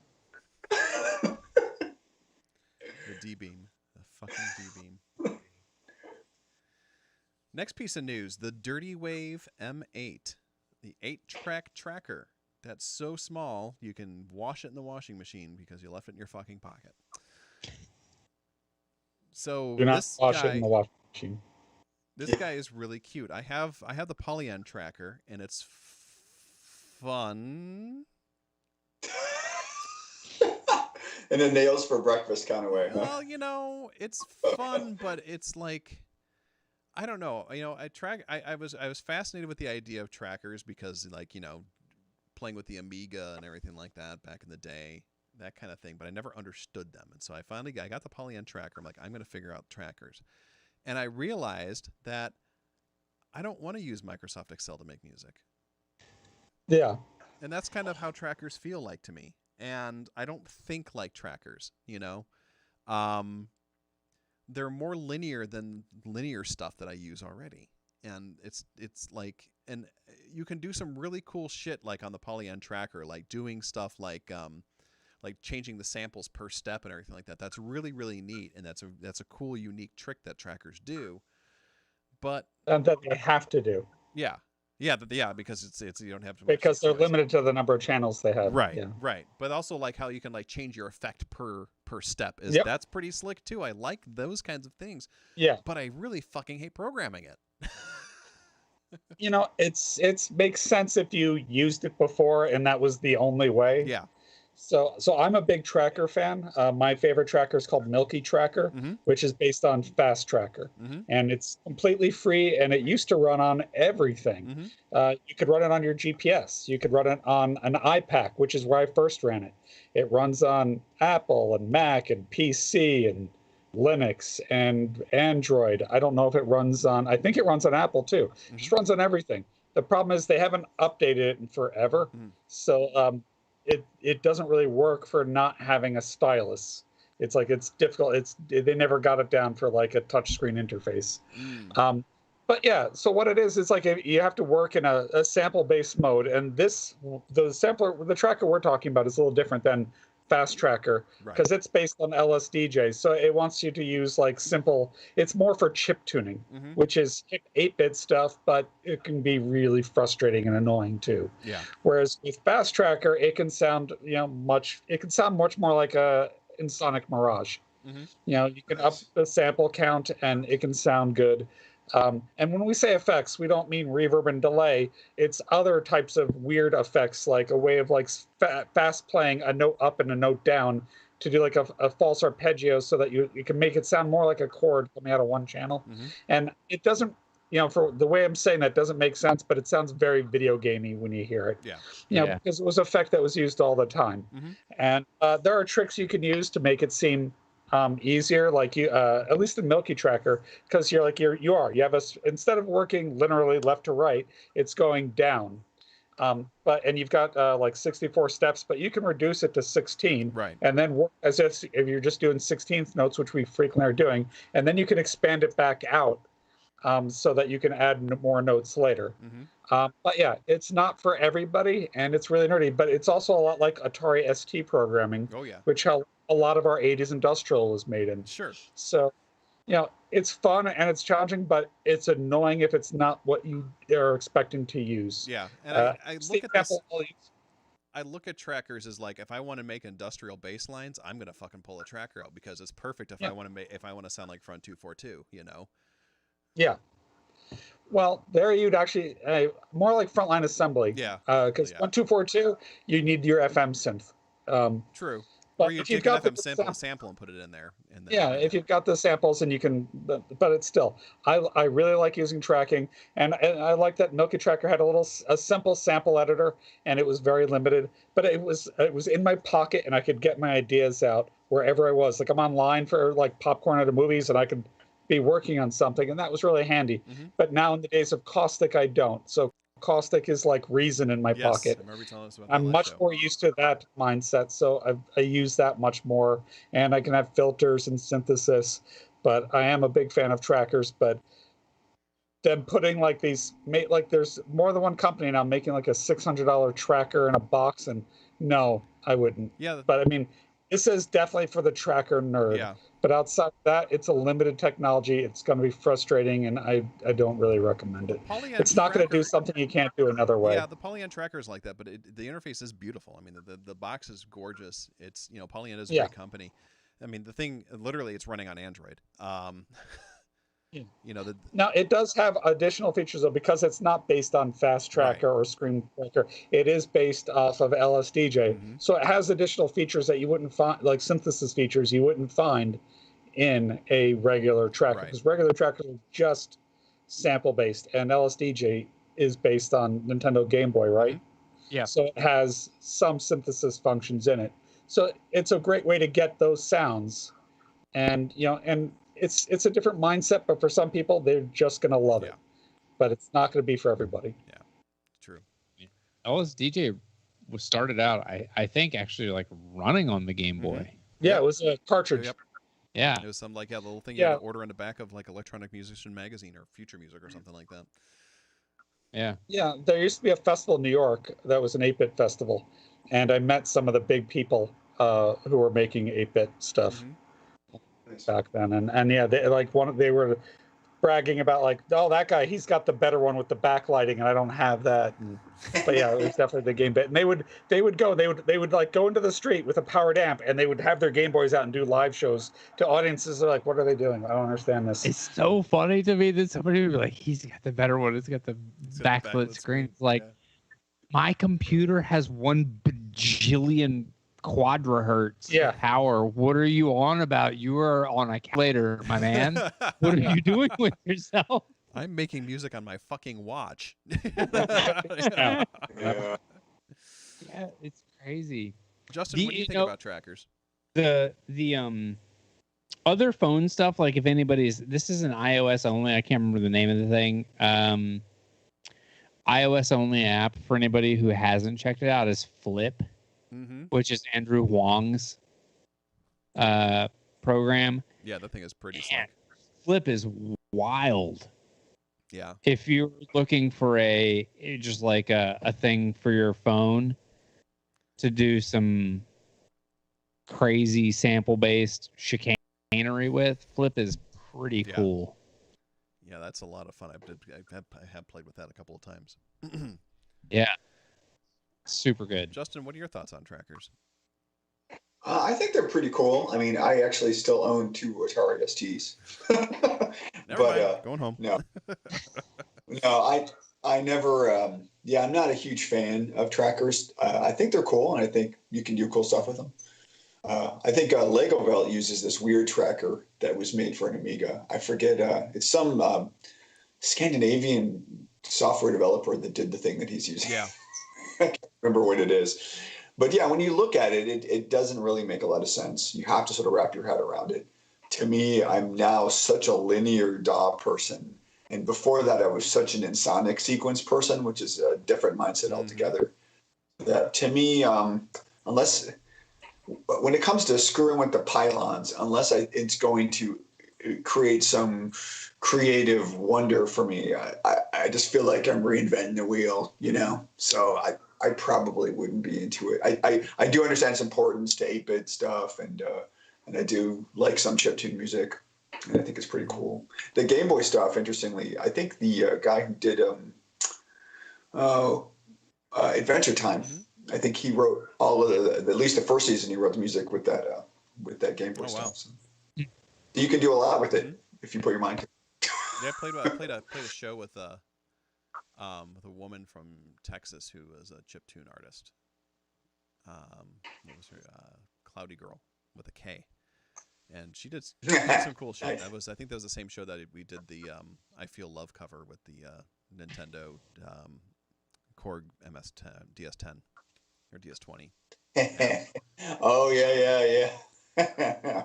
No, No, it's all cool. I like the look of this thing. It looks to me almost like a Raspberry Pi cyber It deck totally kind does, of. yeah. I like it. What was that, Christoph? So part of the appeal for me for tracking is sometimes I like using a different interface or pushing myself or forcing myself to learn something new. It depends, because sometimes that's its own reward, but sometimes it's keeping you from getting an idea out. So it depends which you need to do. Like if you need to get an idea out quick, you need a familiar interface, you need to just do it. But sometimes it's fun to screw around with something different and weird, and it brings an excitement back to doing And I it. think that's a good. That's Especially when you don't have an idea. Yeah. What'd you say? Sorry, what was that, Jeff? I think he lagged. When you don't have an idea, that's when I find the things like that to be the most inspiring. Is when you know, to your point of when you have an idea, you want something familiar that lets you quickly and efficiently sort of capture that which is in your head that you know that is there. Yeah. But when you're just sort of exploring and noodling, then sort of the unknown territory is sometimes better when you don't have the idea, when you feel lost. Yeah. The other thing I should say is that when I was really doing much more with Milky Tracker, there were no iPhones, there were no Androids, there were no the only smartphone you could get was like Windows CE. You know, and Palm had not really made a phone yet. So and I had a Palm Pilot too, and there was a music app for that called Syntrax, but it worked kind of flaky because maybe I didn't have the right Palm for it. So here, this was the first thing I had that I could carry with me everywhere, and I could power it up in like a second and a half and start using it. Whereas like, you know, and I used to carry a laptop around for the same reason. And trust me, if you open up a laptop in a movie theater now the movie hasn't started yet, but it's going to start in like 7 minutes, and you're using it, people are already yelling at you like you're not going to shut it when they start doing it's like no, I'm gonna shut it. I'm not an idiot, you know. But yeah, so they just flip out, and so I had no problems with my little iPack, and I had a music studio in my pocket. It wasn't as strong as what I have now with Caustic, but still, it was something. And so I just fell in love with tracking because of that. What you need is a multimedia hurdy-gurdy situation where you can have like rack-mounted monitors and a boom mic on top. Kick drum on your back. Well, rack-mounted hurdy-gurdy so bad. Voltage Modular has this crazy ARP 2500 thing. This is very exciting. Yes, let's talk about this a little bit. Christoph, you brought this one up. Okay, let me just copy this into the chat for everybody. Yeah. So so before ARP made the 2600, they made the 2500, which is a modular, and they introduced a lot of innovations that modulars didn't have at the time, like really stable oscillators that weren't drifting out of tune. And they made these. You didn't have to use patch cords; they used a matrix system, so it kept a very clean interface. And they were really expensive and hot, so it was mostly just universities that had them, and but they're still really sought after, and they have that ARP sound, and they're rare. They're very rare. You're probably not going to get one. The only time to get them was in the late 80s when digital stuff started cannibalizing all the analog stuff, and universities were like, oh, we're going to get rid of all this analog stuff, we're going to get a DX7 and the kids are going to learn that, or they were going to get other digital equipment or stuff that had MIDI. So that's how Daniel Miller got his 2500. A university called him, asked if he wanted, so he said yeah, and he sent some trucks down, and he hasn't used it for much, but he loves the way it looks because it looks like a Nassau console. Yes, it really does. Yeah. But it's modular, so what it can do, there's no standard configuration for these. They were all custom built based on customer orders, and they had a bunch of different modules you could put in for whatever makes sense for you. But yeah, so this is another thing from Cherry Audio, who's just kind of knocking them out of the park this spring. Mm-hmm. I was going to say, I haven't used their Voltage Modular stuff. I own now 3 of their standalone synths, including the 2600 clone, which I'll be honest sounds quite a bit better than the Arturia one. And I think, and it's impressive. I mean, it's like $25. It's freaking madness. These guys are great. They're fantastic. Yeah. That's a crazy good price. And the 2600 is a great sounding synth. Mm-hmm. When I looked at its specs, I never thought that much of it. And then I've seen some people do some demos, and I totally got it. So the 2600 was used by Sergio Leone on the Thing soundtrack. And it's a really full, deep bass sound when it wants to be. It could do crazy modulations, and most importantly, it is the voice of R2-D2. Yes. Of course. Well, between that and Ben Burt, because he was making a lot of noise. Yeah, but I mean, it's Ben Burt plugging through the 2500. Yes. I mean, 2600. Yeah. But yeah, the 2500, that looks really cool. I do not have Voltage Modular. Well, Voltage Modular is free. I've not dived into the virtual modular stuff much, because I've got so much Eurorack garbage that I'm just playing with that instead. I'm afraid to, because if I get too much into that, then I'm not going to play with my Eurorack stuff. Even worse, there's the Eurorack stuff for the soft tube modular. Yeah. So there's right now I can think of 4 modular systems, not including pure data. We're going to talk so about we've that. got Reactor, Voltage Modular, VCV rack, and soft tube modular, and somebody else makes one too. Who is it? I think they make a really accurate SSL plugin. Is it who makes those super expensive audio interfaces? UAD? Yes. Yeah, Universal. I think they might. Do they make a modular too? Somebody makes one that you have to use their hardware for it. Right. I can't recall. Okay, I can't remember. It doesn't matter. Well, I've had soft tube modular for about 5-6 years, and they were weird the way they did their updates. It was through Gobbler, and it was kind of odd. But but they've got the Eurorack, right? Yeah, they do. And again, to me, you're given so many modules out of the box, and for me as a modular newbie, it's actually a little daunting. So something like the Voltage modular looks a little bit more my speed. Well, no, because you can buy more modules for that too. Yeah. Soft tube, you can also buy modules that are really sought after and expensive. Like you can get some of the Buchla modules that you read about that people have been using for 40 years. For some of the really common ones like the Mutable and so. Yeah. And it's weird because I don't know what their licensing agreement is, but they're labeled exactly they have the same name as the hardware manufacturer. There's no attempt to. They definitely. I mean, these are endorsed products. Mm-hmm. VCV does that a lot too, like make noise. VCV, yeah. Always does stuff with them. And VCV is like the reason that I don't have $100 bajillion worth of Euro rack. That not having $100 bajillion, but VCV, saving marriages since you know, they're like That's- equal parts. But yeah, VCV is like remarkably cool. I've got to say, for anybody who's considering modular, or who's like, hey, am I interested in this? VCV is a really, I don't It's know, a great way to play with modular. effective way to answer the question, am I interested in working this way? Is it Yeah. free still? Yeah. Still Yeah. free. It's free and it comes with a ton there.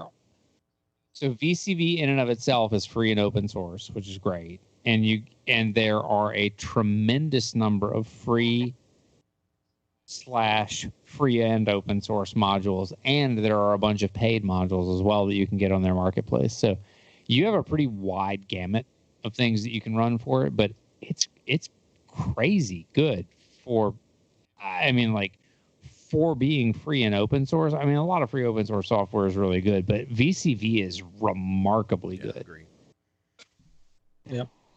And so again, Voltage Modular, there is a free version. You can get the basic modules that you need, and you can run it as a VST inside of your DAW as well. I don't know if you can do that with VCV Rack. I know you could run it standalone, but can you run it inside of something now? I think so. I think you can run. I think you can run as a VST. I think that happened in an update, but I haven't done it, so I don't know. Yeah, I'm not. I don't have any of those right now. Because you'll ignore your real hardware, which will get sad and will attack you. Exactly. And I don't like it when my hardware cries.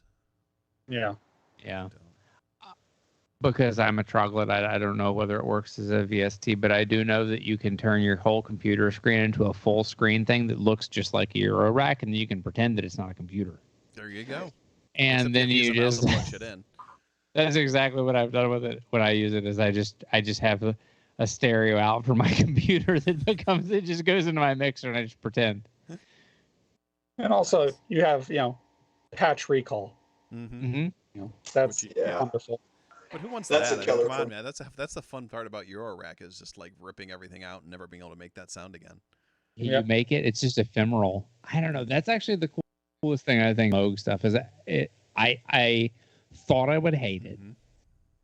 and it's actually turned out to be one of the things that I like the most about it is that I am forced to. I don't know. Perfect is the stupidest word I can come up with, but like you're forced to sort of like reach a conclusion point. Yep.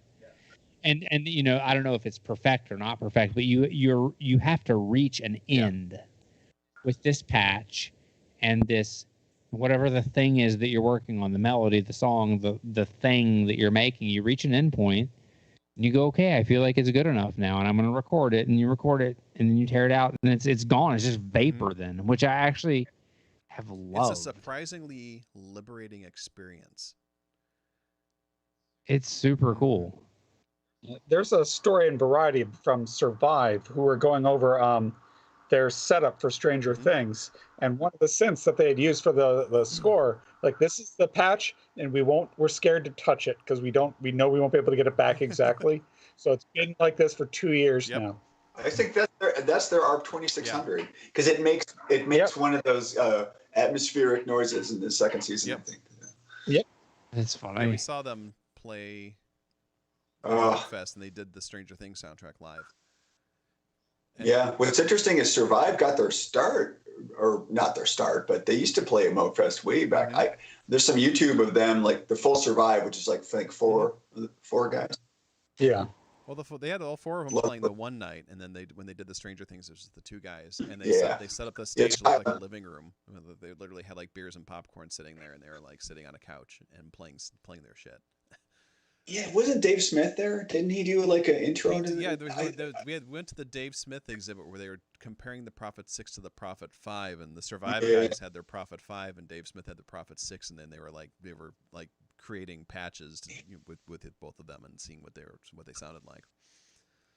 So cool, so cool. Yeah, that was a fun one. That was when we first saw Suzanne Shiani the first time too, I think.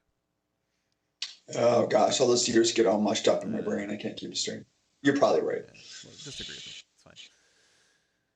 Soft Tube. Speaking of Soft Tube, They threw in with a Juno 106 of their very own called the Model 84, and it sounds really, really, really, really, really good. And I'm never really impressed with Roland stuff, but I really like how this thing sounds. I mean, the 106 is a classic sound. But yeah, this thing they did such a good job with the circuit modeling and the emulation on this thing. It's just beyond Thunderdome. Yeah, it sounds so good. I mean, I don't own it yet, but I've listened to some of the demos, and I think it's like $99 on Plug-in Boutique right now. It's like $99 on their website. That's a good deal. It's usually $159. Yeah. Also, yeah, I mean, I know it's probably a little easier to model a DCO, maybe. I played the 60 and the 106 like so many years ago. I won't admit my age, but yeah, 29. I mean, they're fun to Yeah, I'm 29. They're fun to program, which is weird, but they really actually are. And if you see really what they did in IDM and sort of techno and dance music, like they can be really pressed into service to do amazing stuff. And this thing sounds really, really good. It's the best emulation I've heard, and there's a lot of good ones. I think Tal does one, and obviously Arturia does one now. Yeah, There's a lot of competition. For a long time, Tal has been the benchmark for Juno emulation. Yeah. This one introduces a function, that the Juno needs, and this has it where you can control the unison spread.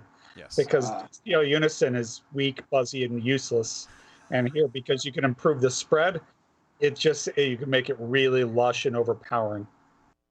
I'd be curious to see demos of the chorus, because chorus 1 and 2 is what this is all about, man. Mm-hmm. Star has put up a video with demos of the chorus. Yes. Cool. And if you are in the soft tube realm, Justin, I know you are. I think with modular, this thing does have 7 modules for modular, including the chorus.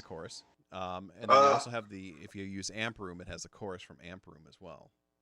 So you get a pretty good amount of cool shit with that, I think. Yeah. For me, it would make it a no-brainer to make sure that I also got the modular, because so Jeff had the DeepMind, and the DeepMind is basically a Juno clone that's expanded upon with a second oscillator. Oh my God, I want that second oscillator. Yeah, Justin has DeepMind right back there, I think, right behind him. No, actually, that's the STBC, and that's the Pro 3 on top. So, and the other thing that I do have the DeepMind 12. Sorry. And the other thing that the DeepMind has is it has an oscillator slop setting so that you get that detune that you need for unison voices. Right. It really thickens it up tremendously.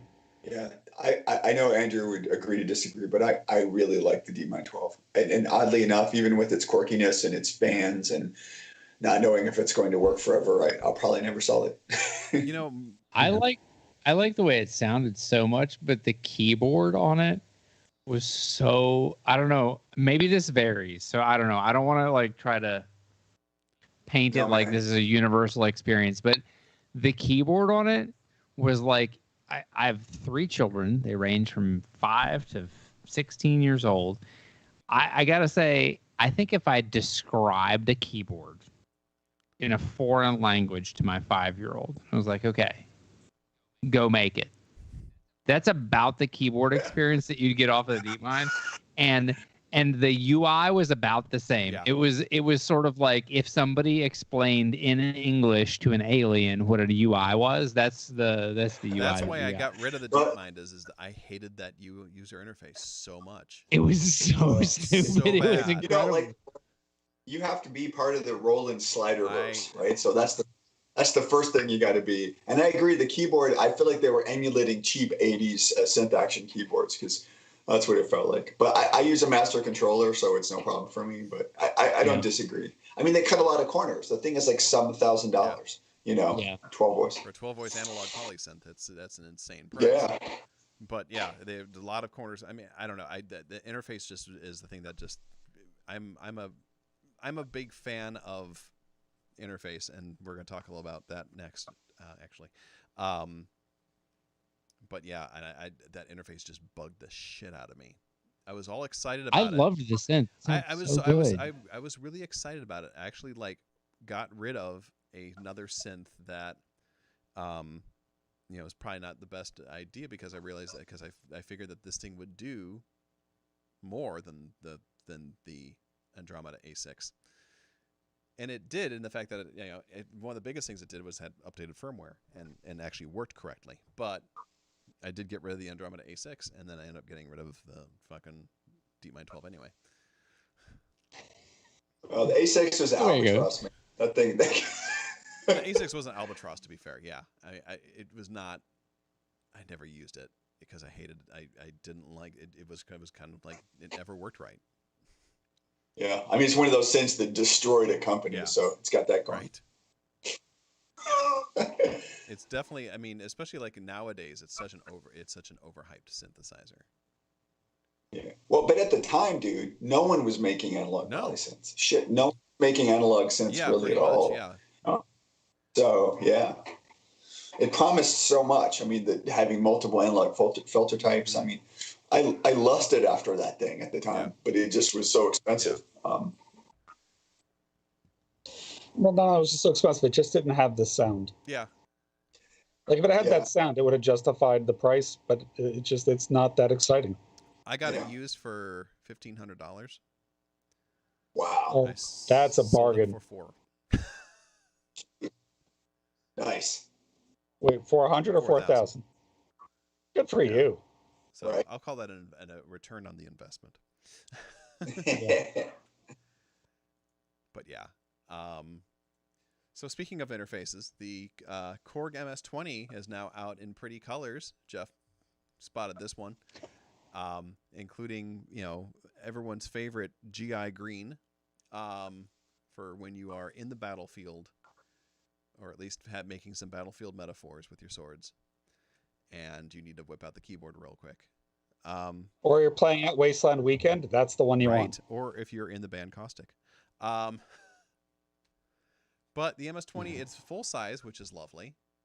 The MS-20 is a wonderful synth. And,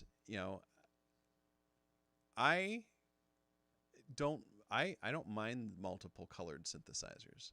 Like the Lyra 8, they're doing this now too, where you can get it in hot pink, or Soviet like electronics green, and white and black and everything like that. And I like this because I was talking to my friend Tony about this, because he's like, am I shitty that I'm holding off on buying a new Octatrack Mark II because I'm waiting for it to come in black because I don't like gray? And I'm like, no, you're not shitty at all, because you should be able to look at your tools and want to use them, and not have things that, even stuff like color, will push you away from them sometimes. It does matter. And it does. And if you have something like that big yellow Waldorf. Yeah. Or the big, or the microwave. Yeah. The XTK takes the cake if you don't. Pick it up. Yeah. Yeah. But interfaces are a huge deal for me, and like when I was doing the show with Rodney Orpheus, I was going off on PreSonus, because they can't come up with a knob that they could use on more than one piece of gear. And every piece of PreSonus gear has a different style knob, and I think I wanted a 10-minute tirade while Rodney was just staring at me like I was high. But apparently one of the PreSonus reps was watching the show, and they're like, he's right. Like, why can't you? Well, you know what? You are jeopardizing the employment of a room full of elves or somewhere who are making all these things for them. I know, right? Yeah. You feel bad about that. All the people who have like senior knob designer as their title, like, oh, shit. He's gonna burn us all to the ground. Get pulled out. Hide. Like I'm the guy. That was exactly how I felt about the Matriarch. So like I loved the Matriarch, and I was like, I can't buy this clown shoe motherfucker. This is like, I don't know what's going on. And then they put out the Matriarch Dark, and I was like, oh, okay, I'm in. And that's how, I mean, I don't have a grandmother, but like it was the same thing, where it was like, I was like green and purple and red and blue and yellow, and I just couldn't get into like the Circus Calliope look. Yeah. Yeah, but I mean, it's that kind of thing. It's a big, huge fucking deal, and I think that's really a thing that some people might think of as being shallow or something like that. But I don't know. I mean, if I'm using something, and if I want to, and if I enjoy using it, I want to enjoy using everything about it, and I want my gear to, when I walk up to it, it makes me happy. Yes. Yeah. And There's a aesthetics are psychological important. effect. Yeah. And it's an experience, and you want to have a good experience, and you don't want to have negative feelings associated with it. Exactly. Like, so I love the Behringer synths that I have, but then I understand they have tiny knobs that are close together. Mhm. And, and it made it affordable, but that's not the only reason. They really did it because they wanted to be able Eurorack mountable. Right. And okay, Yep. I get that because that's super hip and you're going to sell a lot more gear, and it made these things possible. But I'd much rather have all these things bigger with bigger knobs and a little farther apart for a better tactile experience. I'll take it. But so when Korg puts out their 2600 and it's bigger than the Behringer one, people like that. Yeah. Or their MS or the KS20 versus the MS20. So yeah, it makes a It really difference, does. and people will pay double for it. Yeah. I like the 100%. I like the blue one. I like the blue MS-20. That looks Yeah, nice. it does. That's It tasteful. would match my MS-2000, and I kind of like the idea of putting it right next to it. It does look great. The white one looks great too, as long as you don't need to read everything. Yeah. If you can just memorize all the words that are on it for the 1,021 patch points and 721 knobs and everything that's on the Spirit of adventure, Jeff. Just a minute ago, you were like, "I like adventures." Just, who knows what you're gonna get? Who knows if this is Just things Am I together. plugging an output into an output? I don't know. The thing is, the way that I use all the semi-modular stuff that I have, you would just assume actually that I can't read it. So maybe being able to read it isn't as critical as I think. I don't know. It's like when I got the Deluge is right around the same time when I realized I needed to get progressive lenses. Oh yeah, when you there's like you're looking at. I've done this thing with the Deluge so many times where I have it and I'm like, I'm doing this.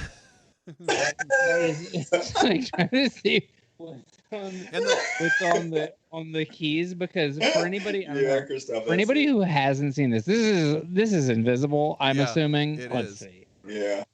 Well, I guess Let me my try. Let camera's me just try not on gonna my focus. camera because I got a decent resolution on the Canon. I think the lens that I'm trying to use here is not good for this, but it's got You've got too much bokeh. There you go. A little higher, Andrew. Some Higher? of the buttons. Christoph, you're looking at on my webcam. The camera that's underneath it is okay. the is the You're live right. one. Sorry. Yeah. Oh, jeez. I can't read a fucking soup can. That's not going to work. Yeah. Oh, well, there's a for anybody who doesn't know this, the main body of this is 128 buttons. That's this part, and then there's these two rows over here. The 128 buttons that are on it, some of them have two, I think. Some of them have three labels on them. They're the size of a pinky fingernail. Like, it is like labeled to shit. Yes. Wow. And you're trying to read some of it and figure out what's going on, and you're like, I don't know.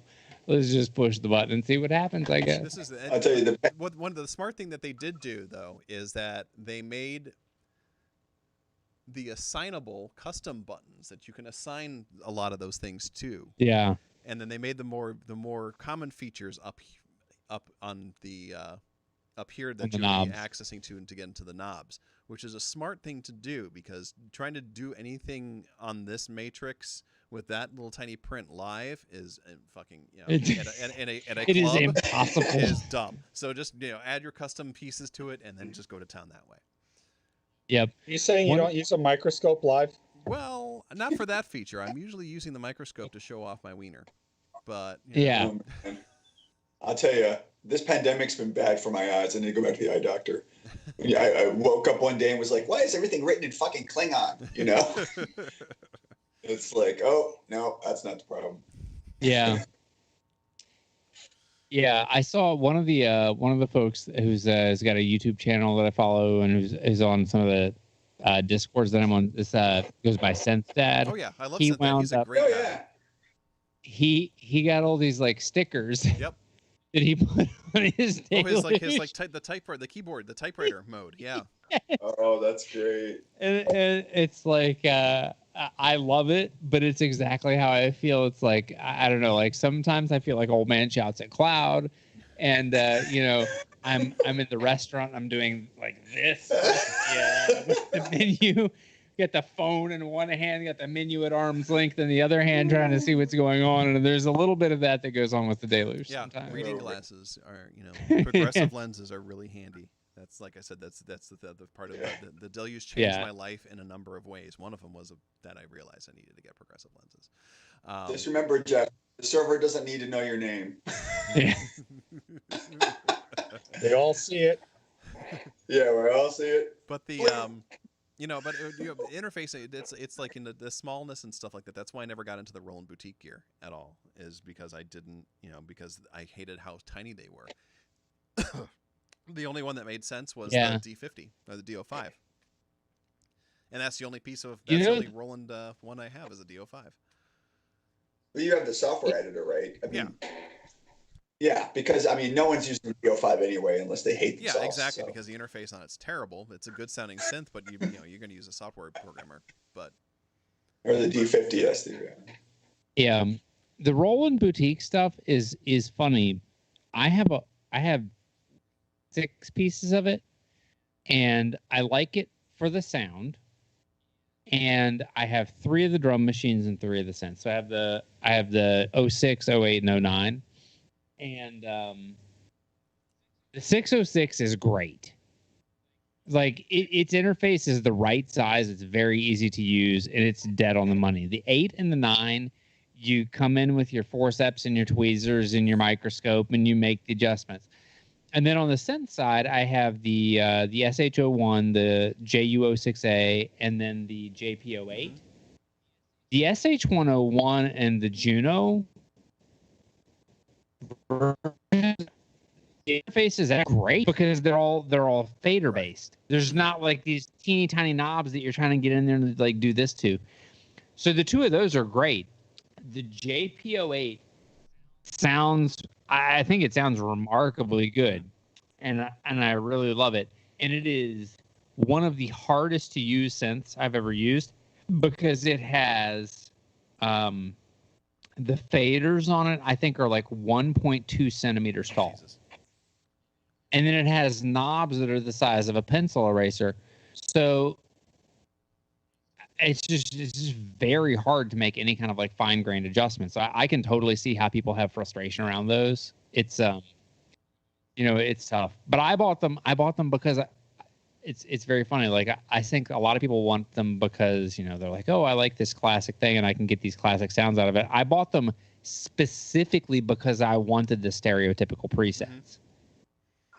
Mm-hmm. Nice. It's like so many of these popular songs that were in a style that I wanted were using these presets. I didn't buy them to do anything but play presets on and like wrench on the filter here and there. Makes sense. I mean, I've done that. I've got the was it the TB3 thing, the little touch version of the. Oh, you had the TB03, the right? TB03, and I hate that interface. Again, fucking worst interface ever. Like it's quite possibly a half a step below smoking garbage as far as interfacing is concerned. Uh-huh. But it's. Have you watched that guy Audio Please? He does that bad gear stuff on YouTube. I love that guy. I think he did the TB03. And everything you said about it was true. But you know what? It does the great. I wanted something that made that 303 sound. And it does, and that's what I want. That's all I wanted it to do, and I didn't want to buy something with a barrier label on it. So I quack quack. Yeah. So good enough, and I got it for like $100. So fuck it, why not? Yeah. So what I will say about the 606 is that I think the boutique is about the same size as the original 606, so it's not a hard translation to make. Whereas the 808 and 909 are much bigger. Yeah. So it's hard to shrink that down. The 606 is almost pocket size. And it was, the original felt like a plastic piece of crap. So this feels the same way. It's like, well, it's real. Christoph, are you saying it wasn't a plastic piece of crap? That's like. No, it's a plastic piece of crap. Christoph, you just I'm not a fan of the 606, but people did some of my favorite songs. No, I agree. I was just joking. Yeah. But it was. But no, it's not known for its build quality. You will definitely survive getting hit by a 606. You just described 90% of Roland's gear. Yeah. Well, I think oddly, Sisters of Mercy freaking used the TR-606 on First Lesson Always. which is A lot. hysterical. Yeah. And 9 Inch Nails and a whole bunch of Yeah. other folks. Getting It's funny. puppy. The TR-06 feels way better than the 606. It is. Wow. It's very funny to me because the boutiques are, generally sort of like the, I don't know, like the modern cheapo recreation. It is 100 times nicer than the original was. Yeah, I believe that. So next on our list of news is the unveiling yesterday of the new M1 iMacs and the new M1 iPad Pro. Now this probably only is attractive to Apple nerds. Sorry, Christoph. But the form factor on the iMac looks really, really slick. Basically, they made the iMac look like a 24-inch iPad. And it comes in pretty colors. The fact that it's a few millimeters thick for the entire computer definitely goes to stand up for as far as a lot of what they're doing with the ARM processors and stuff like that. How they're able to remove 90% of the cooling systems and stuff like that and bring it down to just two tiny little fans is pretty mind-blowing as well. They are a little bit sparse, I think, as far as memory is concerned, but I feel that a lot of that is just because they're still the first generation M1 processors. They're not doing the rumored M1Xs yet. The max you get for RAM is 16 gigs on those. Wow. So they finally caught up to Minority Yeah. Report. It's only been 20 years. Well, and it's still more memory than Keanu Reeves had in Johnny Mnemonic. So got that going for him. So I mean, but at the same time, comparably though, a lot of times what you're using RAM for anymore, you can really dump a lot of that into if you have a very large solid state hard drive. Yeah. So Basically, yeah, swap. if you have a big enough solid state drive, RAM isn't as big of a deal because the swap is so fast and stuff like that in solid state anyway. So it's interesting seeing how that kind of stuff is working out. Some of the interface, like talking about like design decisions and stuff like that, it still has like the big chin on the iMac on the below the thing, so it's not like a whole screen, which would be beautiful, I think. But they got to put the circuit board somewhere. The other thing is that the power is a magnetic connection, and then on the power brick itself, which sits on the floor, is also where the Ethernet goes into. And I kind of like Weird. that idea because, I mean, going to enough offices and stuff like that and picking up the grimy Ethernet cables and dragging them up onto their desk and plugging into the back of the computer and stuff like that, it's just kind of like it's not a very attractive cable anyway. And most of the time, all that shit's down by the floor anyway, so it kind of makes sense. You don't have to have like a 20-foot long Ethernet cable. You can just have it coming right out, like you just get like a patch cable and plug it in from the jack and plug it right into power. And it's a 10 gigabit connection if you're going that route. It has two Thunderbolt 4 and two USB-C ports on the thing, so it's a little bit small as that's concerned. It does have an audio out jack on the side of it, which is again, it's kind of interesting. They won't put them on their fucking phones, but they'll put them on the. Yeah, you know why? That's why. They hate you. They don't care. I don't miss. I don't Well, miss it. So let me ask you this. I mean, I haven't even updated to Big Sur, on my old platform, my Intel platform. We were talking about this at the very beginning, but one of my concerns is what shit isn't going to work when I get. Well, and that All of it. Well, I mean, if you have logic, you're good. Don't try. Don't. Yeah. Ableton All it needs is will logic. catch up in about 10 years. Just like when they switched to Intel. But this is this is the thing is that like after the Shady Lake debacle with Apple when they gave them chips that didn't work right, and they manufactured a whole bunch of laptops that were overheating and shit like that. And Apple went back to Intel, and Intel said, "We're Intel. What are you going to do about it?" I understand why Apple's getting away from that whole thing. Sure, you know, sure. and they want power, they want efficiency. A vertical monopoly. Yeah, right. Well, you know, and they want those things, and so sometimes the best way to do it is to build it yourself, you know, and that's kind of where they're going with this whole thing. To me, that makes sense, but I mean, I'm an Apple fanboy, so people, you know, can argue all they want with that, and this is just what I'm thinking. But considering how much power these things have the capability of doing compared to what the Intels are doing right now and stuff like that, it is pretty impressive. The thing that impresses me even more is the second half of this is that they took the M1 processor and now they're putting them into the new iPad Pro. And I'm an iPad Pro fanatic. I'm reading all the news off of my iPad Pro. This is my work computer nowadays. I don't use my laptop anymore. I do everything on an iPad Pro. And that includes remote desktop connections, terminal windows, and everything like that. I can do it all on this thing. Better battery life. You know, the thing's a great machine. I'm excited as shit about getting an iPad with an M1 processor in it.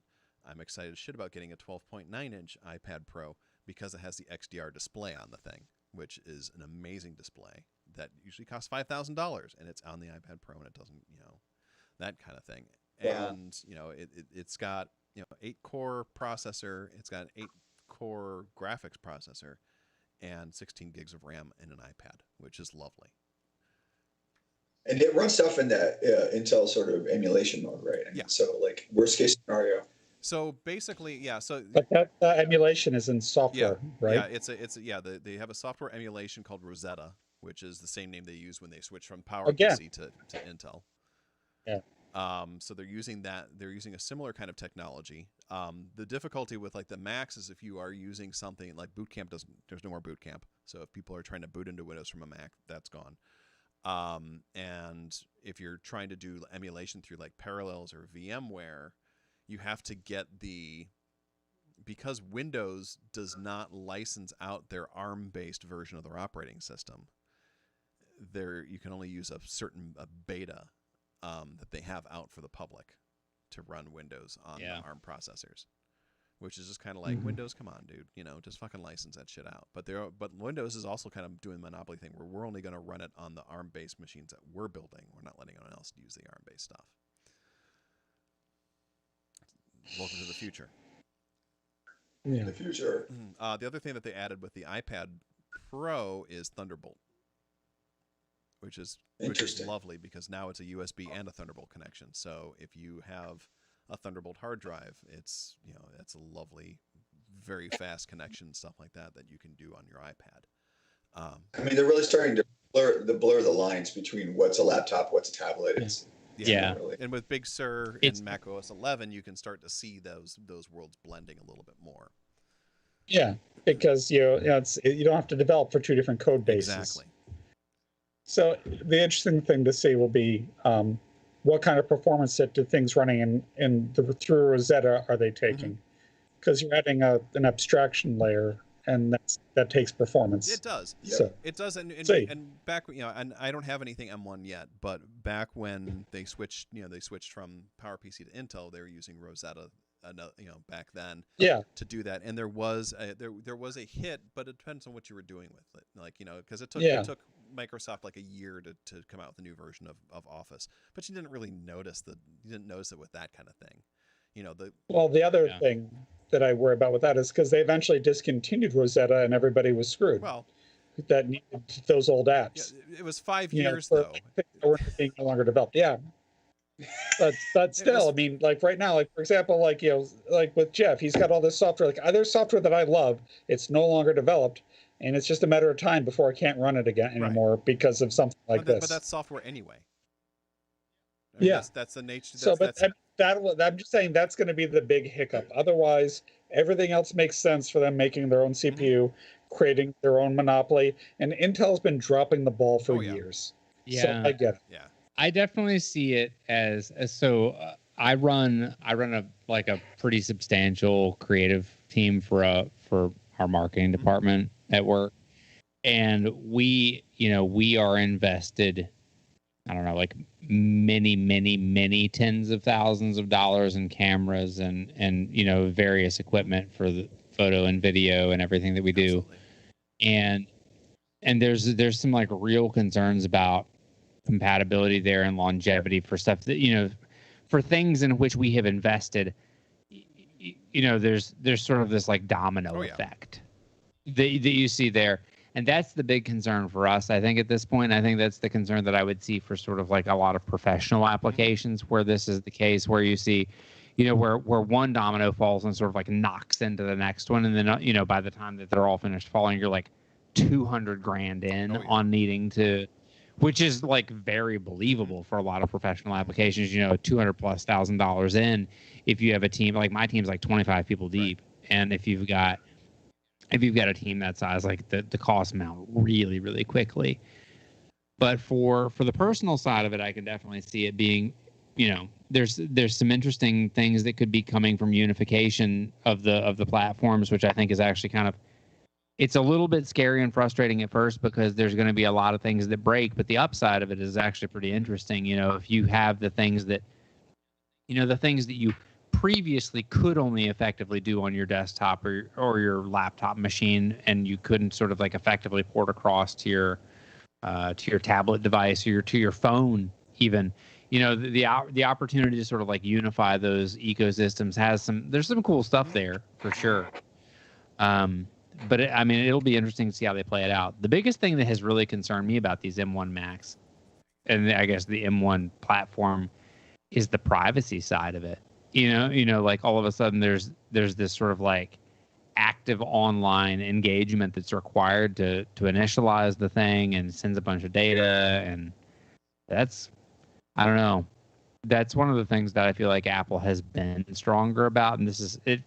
Maybe I'm misinterpreting it. I don't know, but it feels like this is a pretty appreciable weakening of their stance on hard and a move to these. My thought, I don't know. I think that there's a lot. I think that there's, pluses and minuses. I think that Apple's probably one of the more security conscious as far as like some of the, like the privacy stuff out of a lot of these service-based kind of things and stuff like that they're doing. So they're really big on like end-to-end encryption and stuff like that, which I like the privacy kind of things and stuff. Sure. I think that the big concerns, and you bring up a good point about like the professional areas where these guys are spending, $200,000, $500,000. I have a lot of photo studios that are my clients and stuff like that, and with their camera systems, and they're licensing for Adobe products and blah blah blah blah blah blah blah, and like printers and that kind of stuff. Which begs the question, where does the responsibility fall in that whole world? If a company is dedicated to innovating and evolving and revolutionizing their technology, and there's companies that are dedicated to supporting those visions via hardware, via software, and everything like that, does it fall upon the manufacturer of the computer and the operating system to make sure that the old stuff runs, or is it the responsibility of those developers to keep up to date? Yeah. I think it's a fair question. And part of it is also like, does the right hand move at the same speed as the left hand, kind of, so if you're working on a platform, so I work for a company called Custom Ink, which does like custom t-shirts and stuff. And so we do a lot of, we do a lot of digital advertising, but we also build things like television commercials, and we build, web video, and we do tons of photography. And so some of the times we're doing it entirely in-house, and some of the times that we're doing it with partners, with agencies and things like that, and sort of being compatible with an agency. And, if they upgrade before we do, does that push an upgrade for us, or does that, that's really where the push-pull weirdness comes into, is where I don't really know,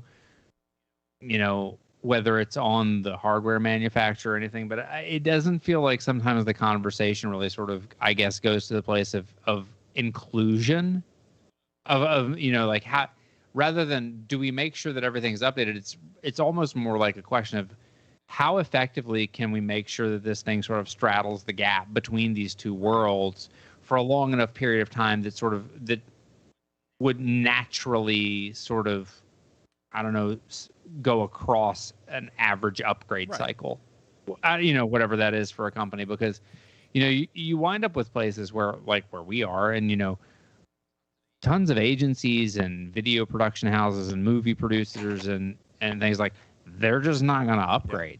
They're not going to upgrade until their stuff starts breaking in mass and they can't replace it with something else, because the bottom line there is that, the difference of spending $200,000 a year and not, in a single calendar year, is in many cases for a lot of businesses the difference between being profitable and not. No, absolutely, I agree.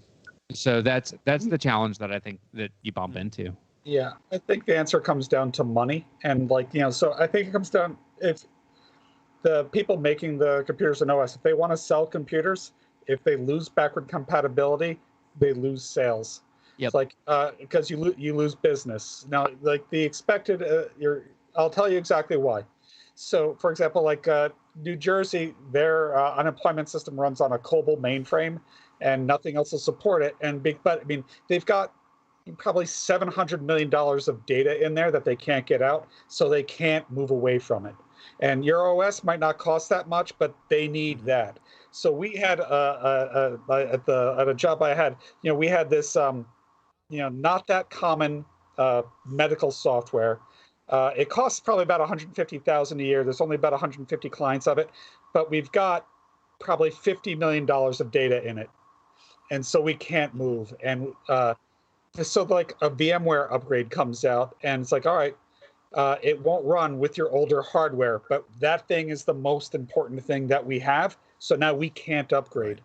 And it's if you want everything to be part of one VMware family, they all have to be within a certain generation. So it's all right, if we're going to upgrade that one server, we now have to upgrade the other 19 servers. So it's an automatic $400,000 thing, or we're going to run legacy stuff because we're not going to buy that one $20,000 box. So you've lost your sale. If it had backward compatibility, then we've bought it. We'll buy more to replace it, but we need to be able to run these things, and especially with custom developed apps. I mean, I understand, upgrade to the new version of Word. It's not a big deal. But when you're running these specific small developed apps that and there's a lot of industries we need this one niche product. There's a developer company that does it. They've only got 5 people there. And sometimes they're nope, they've made it too difficult. We can't upgrade. It's abandonware. You're screwed now. And so if we can find a way to run it, we had something that was running on Unix SCL. It can't be ported to anything else. It was running on not even SCO 6, SCO 5. It doesn't even support USB. It can't be virtualized, and it's hypercritical. Without that thing, we can't send out bills. You can't even run Bash on SCO. No, it does run Bash. It's okay. When I used it, it was all C shell, which is fine, but whatever.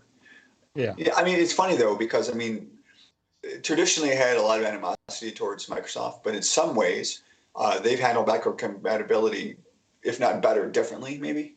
It just sort of you have this closed universe model with Apple, which makes a lot of sense, and it's a very closed universe and it works really well. And because they married software and hardware so elegantly, it was a boon to their company, right? But then when you get into the situation where Microsoft, which has been dealing with OEM and all this garbage for forever, right? Yeah. They've kind of got that unlocked. They've got that sorted out. It reminds me of I had a client for a while that they had a custom CMS, customer managed relations, customer relationship CRM tool that some guy built for them in 1998. And it was running on a iMac G3. That sounds about right. Running, Yep. iOS 9. Or OS 9.1. Nice. And the guy died.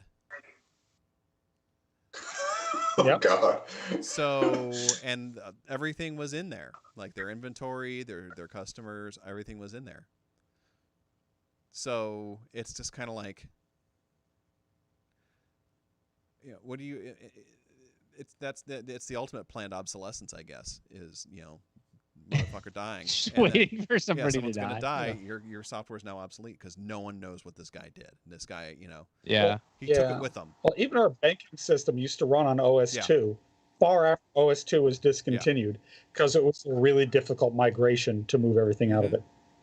Yeah, and you Yeah. still see that kind of thing, but it's kind of like, part of me is always just kind of like, if you like, especially like with this with that client, because they were very difficult anyway, because it was just like, what do you mean you can't find parts for a 1997 iMac G3? I'm like, fuck you, dude.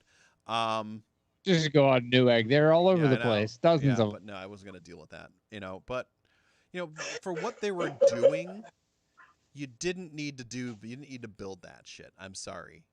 Like, you could have got a fucking copy of there- FileMaker and it would yeah. have been cheaper, and you could have kept upgrading it over the years, Yeah. Yeah. But yeah, like when you have things where you can't export the data and import it into something in an easy way, sometimes transferring to something new is you're talking of years of paid labor to do it. Absolutely. And that is and this is the difficulty about relying on technology, isn't it? Is that eventually what you have is going to be fucking obsolete, because technology moves. It's not evolutionary, it's revolutionary. It moves very, very quickly. And everything that you have, everything that you do is eventually going to be obsolete. And I don't know, man. DIN MIDI's made quite a run. I'm betting. I know, on that. right? it would be Den Midi and the cockroaches at the end of time. The cockroaches would beep boop beep boop beep boop, and then it'd be on a Den Midi. Well, this is Chicago. We have plenty of cockroaches, and I'm working on the DIN MIDI stuff. So I actually think that DIN MIDI is probably like the oldest still being used interface port outside of like a 3-prong power.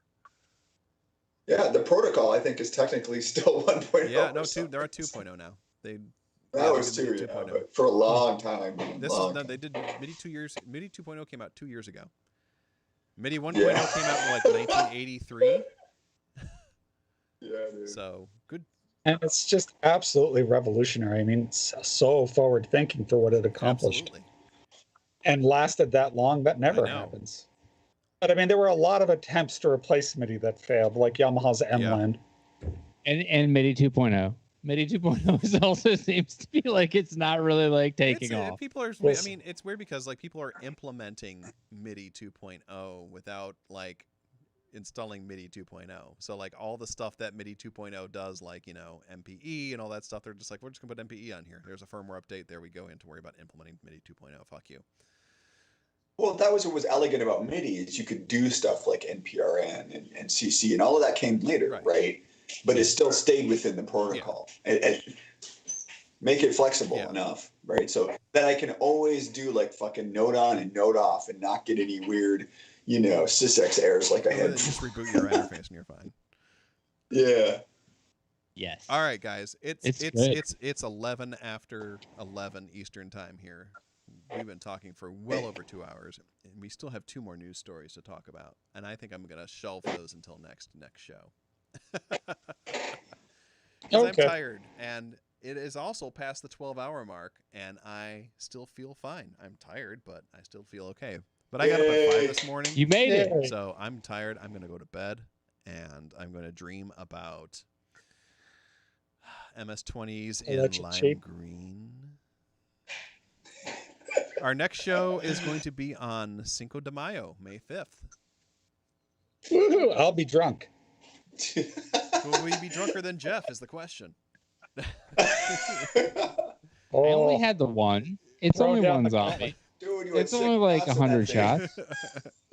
Jeff, this is only the second time that I've actually physically talked to you, and I know you're drunk. I would never. Uh-huh. Not the camera is focusing on the keyboard behind you instead of you, which makes you look more drunk. Oh, it's not giving me. Well, there you go. It's like slurred. Well, also you've had some digital lag, and it's kind of like that when they slow down. What's Jonathan Frakes? Who's the guy that played number one and Jonathan Frakes. Next Generation. Jonathan Frakes. William Jonathan Mark. Frakes. Yeah. He did that 90s show. Have Oh, you yeah. seen this thing? He did that 90s show. It was like that sort of mystery, did we make this up or not show? But there's this Oh, yeah. kind of meme going around of him talking real slow and sounding drunk. It's like whenever they roll someone, he's like, did you ever wonder when you lost your keys where your car was? Aliens. Good stuff. So I think it's adding to your drunk effect, Jeff, when I don't think you're as drunk as maybe you sometimes. I would say I would rate me as like a 2 out of 10 right now. Now, when you were peaking, I'm gonna give were it- you at 2 at when you were I'm gonna- peaking? When you Pardon? were peaking in your drunkenness, were you at a 2? Peaking, I'm gonna say like maybe a 3.5. Oh, that's not too bad. That's just cocktail Yeah, hour, man. that's fair. It's good stuff. Cocktail hour, yeah. Well, Cinco de Mayo is our next show. Bring tacos. Is it on a Tuesday? Last year, Cinco de Mayo was on a Taco Well, given Tuesday, that our which shows was are really on, nice. are on Wednesdays, no. Oh, it is every Wednesday. It's every other yeah. Wednesday. I've completely other lost all Wednesday. sense of time. The only thing that has anything to do with time anymore is when it's trash day. Right? And guess what? It's like, That's why I made it on literally Wednesdays. the only sense of time that I have is, do I have to go to work today? Is today the last day of the week? And does the trash need to go out? And usually because I'm not like a hard, I don't know, like sometimes you got to work on the weekends because life. Trash day is actually the only absolute that's left in my life at this Yeah, point. that's why I made this on Wednesdays to remind myself that I need to take the trash out afterwards. Yeah, it's good. So, take out the trash, I have take to out do the that as well. recycling. So thank you, everybody, for coming out and hanging out with us. Thank you, Chum Slick, for asking if we were if Christoph was affiliated with Skinny Puppy. We are actually Skinny Puppy. This is what we look like without all the stage blood. Yeah. I used to be a ginger. Can you believe it? My beard is ginger. Thanks for everyone for all the great questions. Thanks for hanging out with us and everything like that. Christoph, thank you for manning the chat and posting up the news stories for everybody. If you You're missed any welcome. part of this, this is going to also be up on my YouTube channel, which one of these days I'll actually put that up into the timer, but today is not that day. Thanks to all the bots that were hanging out and not watching us. We appreciate that too. Like I said, Hey, you increase our ratings. I know, right? Thanks for doing that, guys. Christoph, thanks again. Justin, thanks for hanging out. Jeff, thanks for hanging out with us. Yeah. Thanks for Folks, having if me. you wanna join us for future episodes, please do so. Make sure you follow Christoph. He does the Spite Club every Thursday. Amazing industrial DJ. That's the only day of the week that matters to me now. Like, is it today? Yeah, Oh right? shit. Is it what day is it? Is it also trash day? That'd be so awesome. Just like sync them up. Yeah. For me, every day is trash Fair day. enough. We are going to raid Wow. Dequel tonight. Dequel is doing his 30 days of making music. Awesome electronic musician. Beautiful fucking, really rich stuff. He's got like and he is also a fellow Peak user. So I'm going to set that up in here. It's peak. That's what they're calling it these Yep. days. I see. And he has an obsession with wanting to slap me. So I'm definitely going to do that one. Nice. All right, so the raid has started. Everyone join in and let's raid. Have a good one. For great justice. Take off every zig. Thanks for watching. We'll see you guys on the 5th.